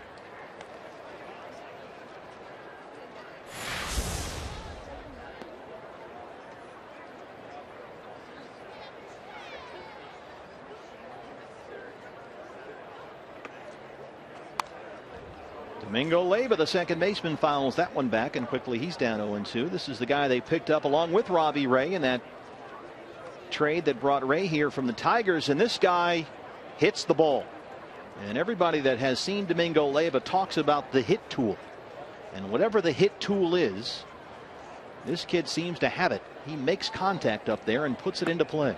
And as I say that, he strikes out. Put the whammy on. Well, I took a shot. Yeah, but there's some guys that have that knack, and I don't think you can call it a learned trait or anything like that. They just have that knack of getting the barrel on the ball more consistently than their teammates. And Leyva has done that throughout his minor league career. Struggled right there against Morales in that at bat, but yeah, some guys just have that ability to get the bat on the ball and hopefully find holes. And Leyva has been playing primarily second base here this spring. And they think that he is a part of the solution here in Arizona. He's a guy to watch in this system. Blake Lawley, the catcher, who's had a long look here this spring and has done a good job. They like the defense. The bat has come around nicely.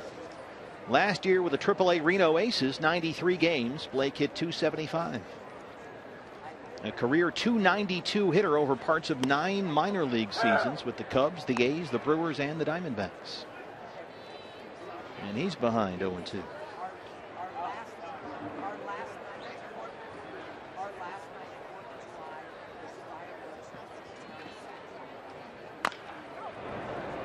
That one is a foul ball. Blake Lawley has just over 40 career major league plate appearances. He's 31 years old. He'll be 32 in May.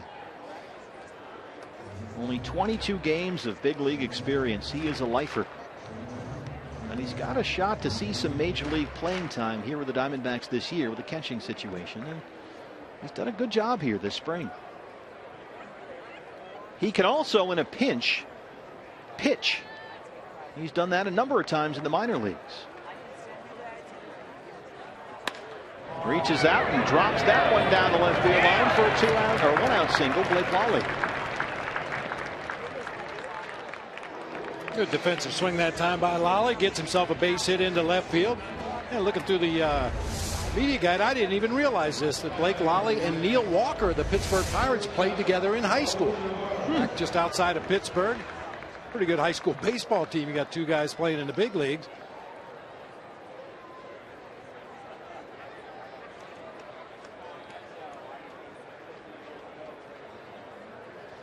So a 1-out base runner for the Diamondbacks.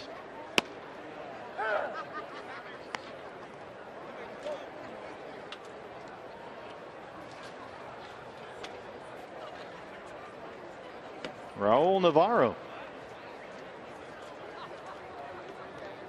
Raul Navarro took over at shortstop for Nick Ahmed.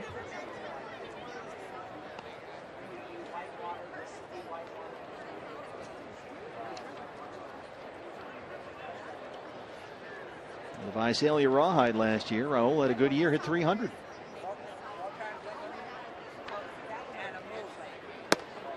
And the Rawhide manager last year was Robbie Hammock. Robbie moves up, as players do, so do managers. So Robbie now takes over at AA Mobile. He replaces Andy Green, and Andy, of course, is here as the third base coach. As Glenn Sherlock moves to the dugout, he's now the bench coach under Chip Hale.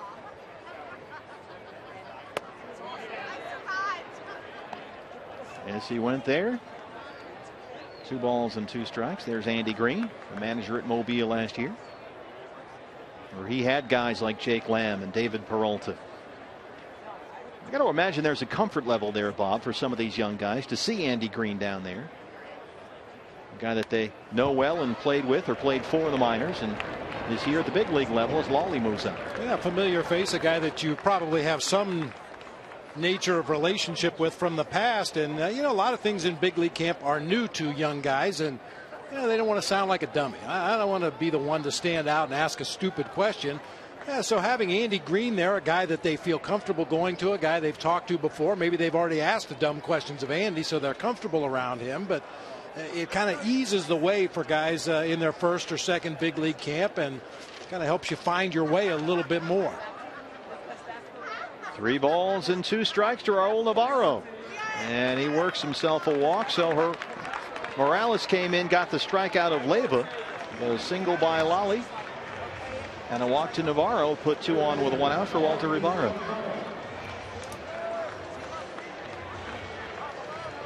And there's Glenn Sherlock. Sherles is undercover now. Last year he was out there at third base. Now he is the bench coach, the right-hand man down in there. How important is the bench coach for a big league manager? Oh, for some guys, they're indispensable. For other guys, not so much. It just depends on the manager and what he expects from his bench coach. But you know, basically, you're a sounding board for the manager. What do you think here? What do you think here? What do you think about this? What do you think about that? And you know, obviously, Glenn Sherlock or any bench coach, they do their homework. They know the numbers. They know the matchups you're looking for, the matchups you're trying to avoid. And then once you make the decision to make that move, as this could possibly be a double play, yes it is, yeah, then he's the conduit to go to the player and say, hey, if we get to the pitcher spot, you're going to pinch hit. If we get to this spot, you're going to pinch run. Very busy job. We're coming back with the 9th. You'll want to stay tuned and get a look at big Enrique Burgos. He's coming up.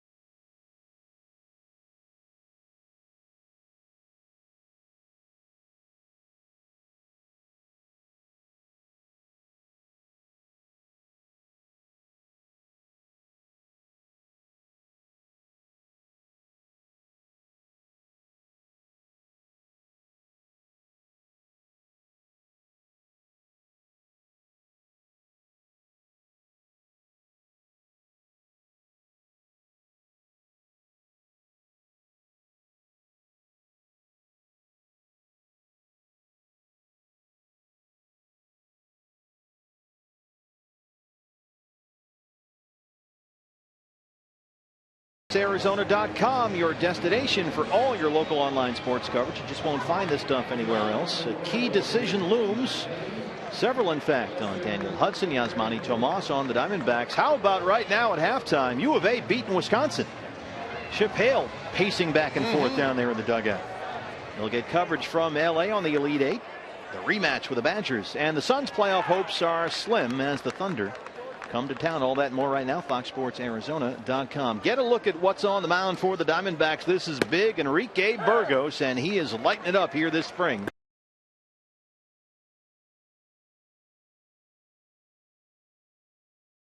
This is a guy that throws 100 with a big wipeout slider.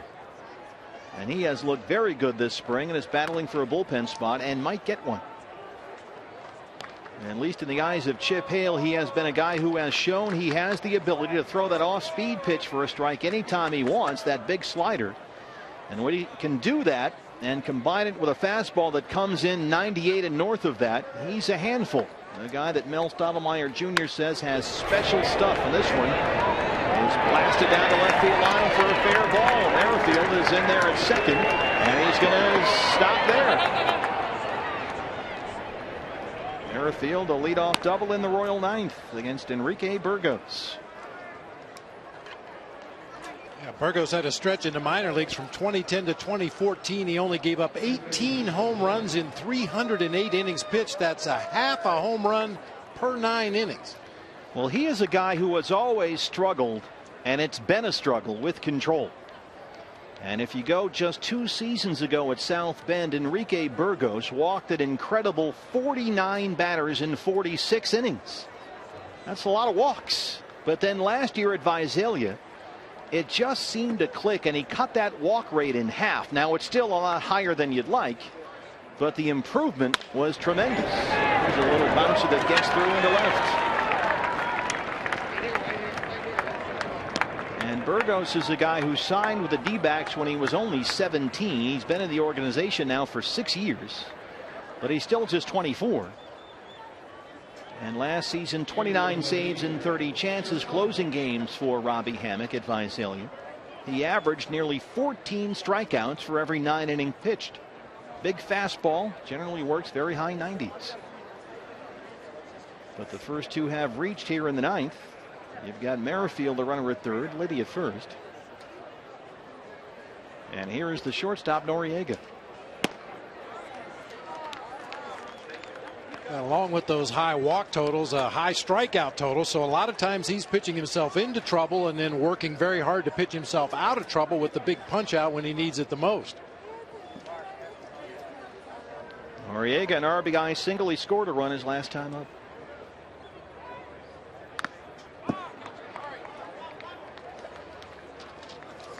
And this is the epitome of the power arm that comes out of a bullpen late in the game. This is what you're looking for. And the Diamondbacks have several of these young guys. Saw Jimmy Sherfy a couple of times this week.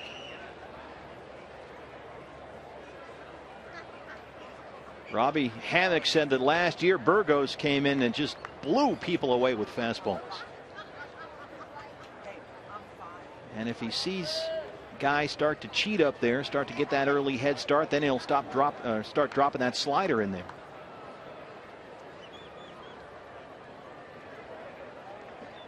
He's ahead 0-2. That's some high heat right there. Jeez. Let's see, they got it here on the stadium gun. What's that say, 98? It says 413. I know the only clock you're looking at right now. It's not the radar gun. Oh, that was good high fastball there. He's been hurt with his breaking ball in this inning already. The double single both came on sliders. It just kind of hung up on the inside part of the plate. There's another high fastball. 97 on that one, says the stadium radar gun. He's a big dude out there, 6'4", 250. And with that big frame comes some coordination challenges, and it's been a battle to get the arm and the body to work in unison with Enrique Burgos, which explains a lot of the high walk totals. He gets the strikeout there, his first out. Well, after back-to-back fastballs in the upper 90s, about shoulder high, look at that slider. Started it on the outside corner, led Noriega right out of the strike zone. Nice sequence that time. Now here's Paulo Orlando, who's got 3 hits and a walk. He's been aboard every time he's been up there. He's got 2 RBIs. Single, walk, double. A nice afternoon, first and third, 1 out. There's some nice synergy here that this game is against Kansas City, and we're on in Kansas City today. Because Burgos' father, also named Enrique Burgos, was a professional pitcher for nearly 20 years, but he only pitched briefly in the big leagues. 5 games with the Royals back in 1993. So some Royals fans, some Kansas City viewers, may remember Enrique Burgos. He also played 5 games with the Giants in 1995, spent most of his pro career, his dad did, pitching in the Blue Jays minor league system. And there's the action on that pitch. Yeah, another good hard slider, starting it on that outer third of the plate.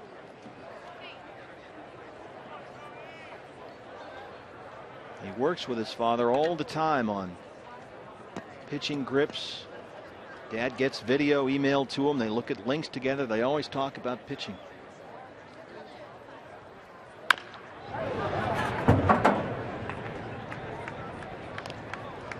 You talked about Orlando playing the entire ball game today, having a nice day at the plate. He's also made some nice, smooth running catches in the outfield. He's a very athletic young man, covers a lot of ground out there. Now they lost Nori Aoki, who's now with the San Francisco Giants. They lost Billy Butler's bat as well. Not that Country Breakfast played a whole lot of defense, but they could use some guys or two to track down some balls in that big outfield at the K, and Orlando fits the bill. That one misses upstairs on 0-2. 95 that time from Burgos, a ball and 2 strikes.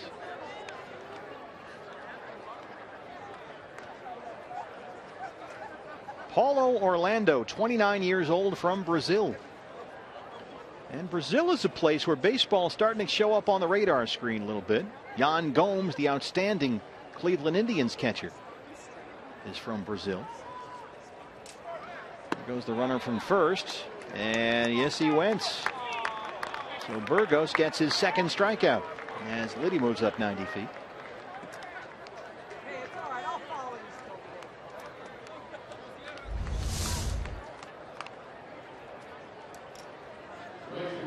Spring training, that's a full swing. That's a helicopter. It's the 9th inning here. On March 28th, that's a strike. Yes, indeed. Brings up Moises Sierra, who had an RBI double his last time up. See, I laugh about it now, but when I was a player, I had a few of those called on me late in spring training games. I wasn't nearly as jovial as I am right now. Well, I'll tell you, spring training is different for everybody. Obviously, if you're a veteran guy like Paul Goldschmidt, you know you're going to be on the team. You know you're going to be hitting third in the lineup, playing every day. And other guys, they're battling for a spot. Every at-bat is important. Every pitch is important. And you get down to the end of a long, hot day here in the Cactus League, and the umpires are tired and hungry and ready to go home. And occasionally they'll move the game along a little bit with a wider strike zone or a check swing that maybe shouldn't have been a strike. And that hurts for those guys who are trying to make an impression, trying to earn a spot on a team. So they take it very personally at this time of the ball game, whereas a veteran player who knows he's going to be on the roster maybe says, thank you, I have reservations at 6.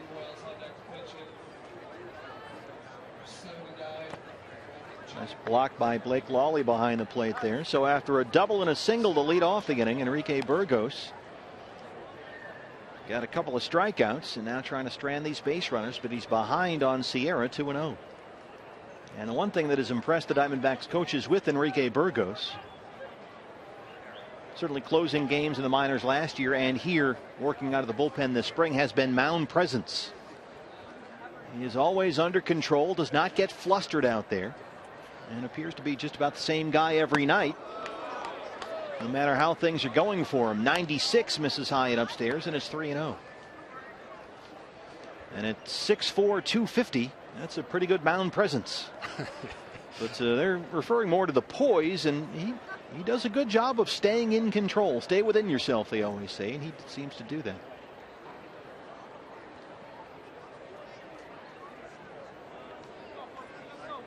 Two on, 2 out. 3-0 to Moises Sierra. That one's not close. It's a 4-pitch walk. So 3 in the inning have reached, and the bases are loaded with 2 down.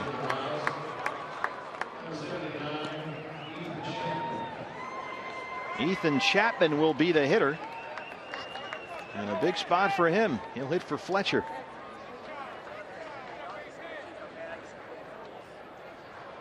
Merrifield, the runner at third.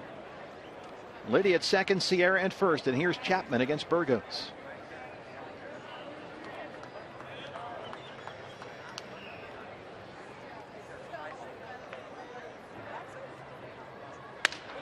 Right back to the mound, and how about that play at second base? They can't quite convert. Merrifield scores, Liddy right behind, and it's 10-5 Kansas City. Domingo Leyba and Raul Navarro tried to make a play. They just couldn't quite get together on that one, but a nice effort. Not a whole lot you could do there. Yeah, ball hit softly back up the middle of the field through Burgos, and a nice play by the shortstop. That backhanded toss just a little bit to the first base side of the bag. Not able to reach out there with the bare hand and make the play. An alert base running right there as the guy just keeps on rolling to third base as he sees that ball get through. Chapman gets the single and 1 RBI. They give Navarro the error. E6. And Sierra's in at third, so it's 10-5 Royals now. As Ryan Jackson steps in, he has popped up and lined out.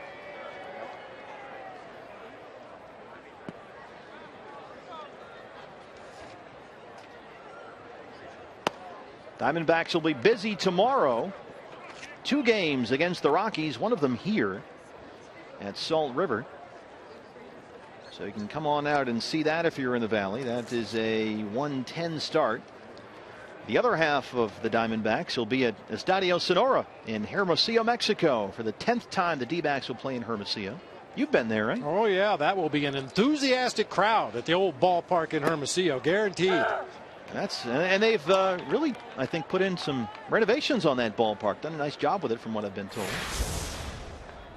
And then we will be with you for our next TV game Friday here on Fox Sports Arizona. That'll be on Fox Sports AZ Plus. Pre-game show starts at 6. Miguel Montero and the Chicago Cubs will be in town. Yeah, you mentioned Miguel Montero. I think the first year I was managing the Diamondbacks and we went to Hermosillo, we took Miguel along as a minor league backup player just in case somebody got hurt. And unfortunately, I did not get Miggy into the ball game, and he has not let me forget that to this day. That's the first thing he brings up every time I see him. You could have got me an at bat down there in Hermosillo, you know. I think Miggy. How about Miggy and Joe Madden together in Chicago? That's going to be. Those media guys are going to have no shortage of sound bites and quotes. A lot of talk about Chris Bryant. Chris Bryant, by the way, did not hit a homer today. That is news. He did go, however, have 4 hits. 4 for 4, raising his spring average to nearly 500, 472. At this rate, his OPS is going to be 2,000. Oh, I take that back. He went 4 for 5. He finally made it out. Now they have to send him. He's down. only hitting 459 yeah, now. He's got to go down. Everything. He's got to go down now, at least for 9 days.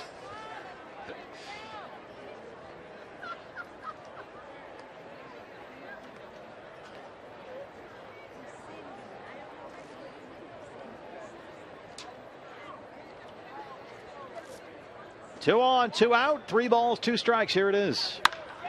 Up the middle again. Domingo Leyba makes a nice play.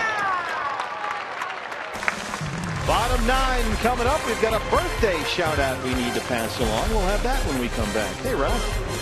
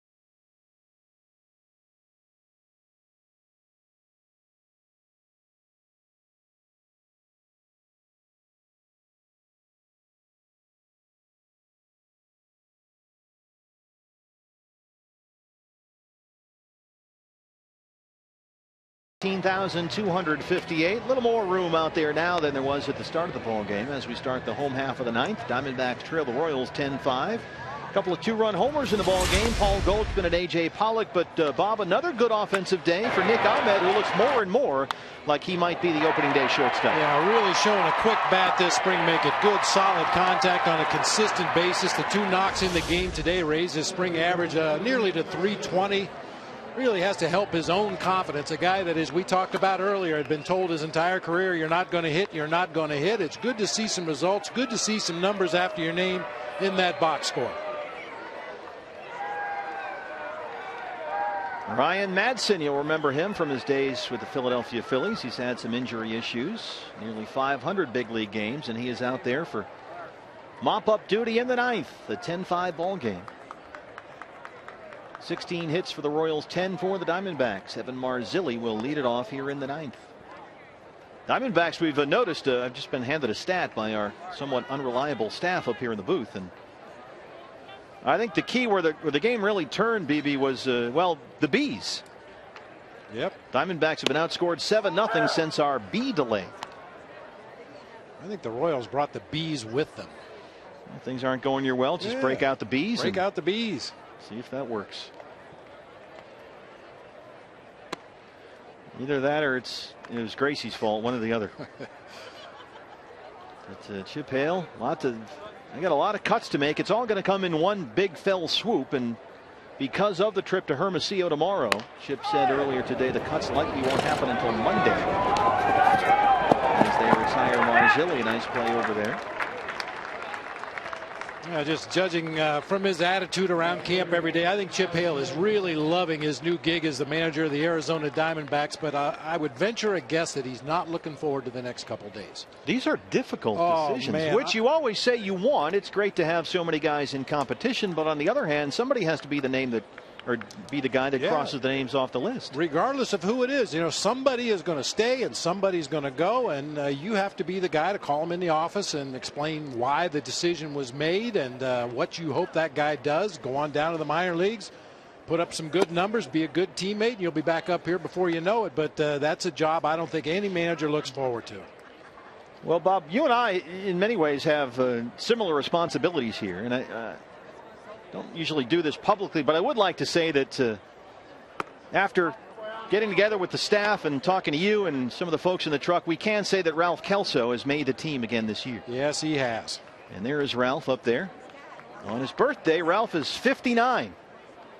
And even though Ralph is one of those veteran guys that knows he has a spot on the team every year, he comes and gives 110% every day. As Glenn bounces that one into center for a base hit. Alex Glenn's aboard. He attacks his job like a rookie. Just glad to be here every day. Smile on his face. Attaboy, Ralph.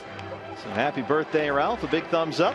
Ralph, of course, also the president of, I forget, does he run the D. Baxter fan club or is it the Bobby Freeman fan club? He might do both. He is D. Baxter's biggest supporter. A lot of paperwork involved there, of course. Getting Baxter to sign all those things, which is tough because he doesn't have fingers. No opposable thumbs. It makes it very, very tough. Yeah, Ralph and bench coach Glenn Sherlock, both original Diamondbacks. They've been here since day one. Palka gives this one a ride to deep center field. It backs up Orlando. Still going back, but he can't get it. Glenn had to hold up. Andy Green going to stop him at third.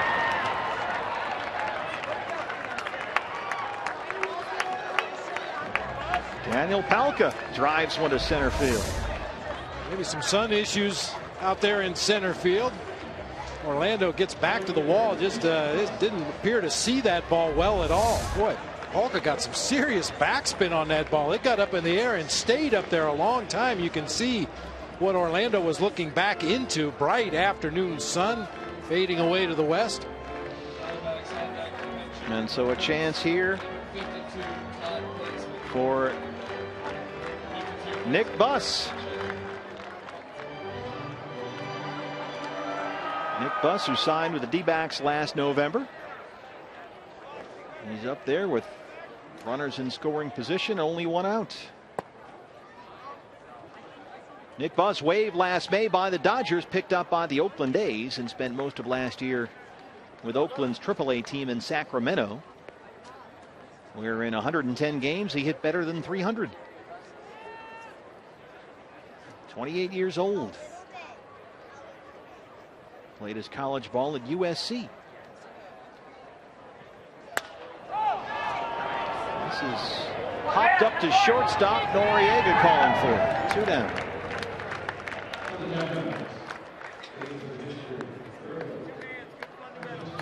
So it's up to Todd Glazman, who'll hit in the pitcher's spot here.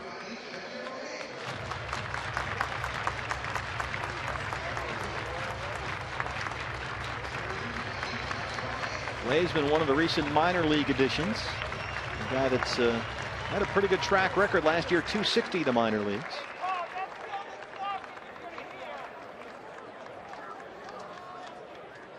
Trying to keep this thing going.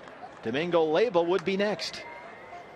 This is lifted in the air along the right field line. A long run for Sierra, but it's out of play into the B's.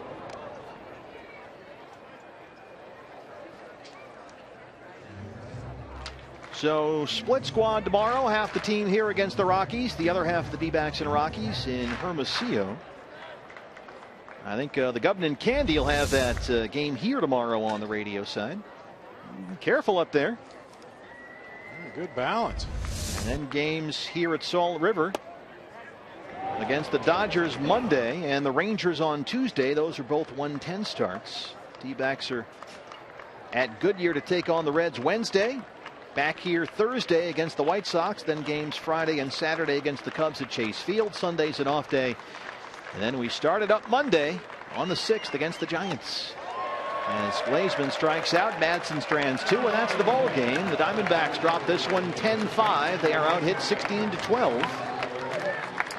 And certainly, Bob, it's been the story throughout spring training. The offense has showed that this team will hit, and home runs today from Goldie and from A.J. Pollock. Nick Ahmed had another good day at the plate, so a lot of good things to take away from this one. Yeah, a lot of good things on the mound as well. I mean, there were some shaky innings in there, but saw a lot of good things from Jeremy Hellickson today. Other guys have a few things to work on, but yeah, you got to love the offense. Guys swinging the bats well, driving the ball into the gaps and out of the ballpark. You love to see that.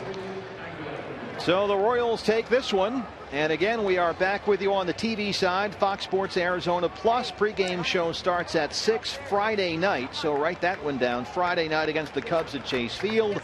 And then the opener Monday night here on Fox Sports Arizona against the World Series champion San Francisco Giants. Danny Duffy retired the first 9 he faced, but then Goldie took him deep in the 4th. Pollock yard in the 5th, but the Diamondbacks come up short 10-5.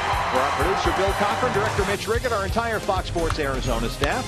For Jody Jackson and Bob Bradley, I'm Steve Berthiaume. Thanks for watching Diamondbacks baseball. We'll see you Friday night from Chase Field. So long, everybody.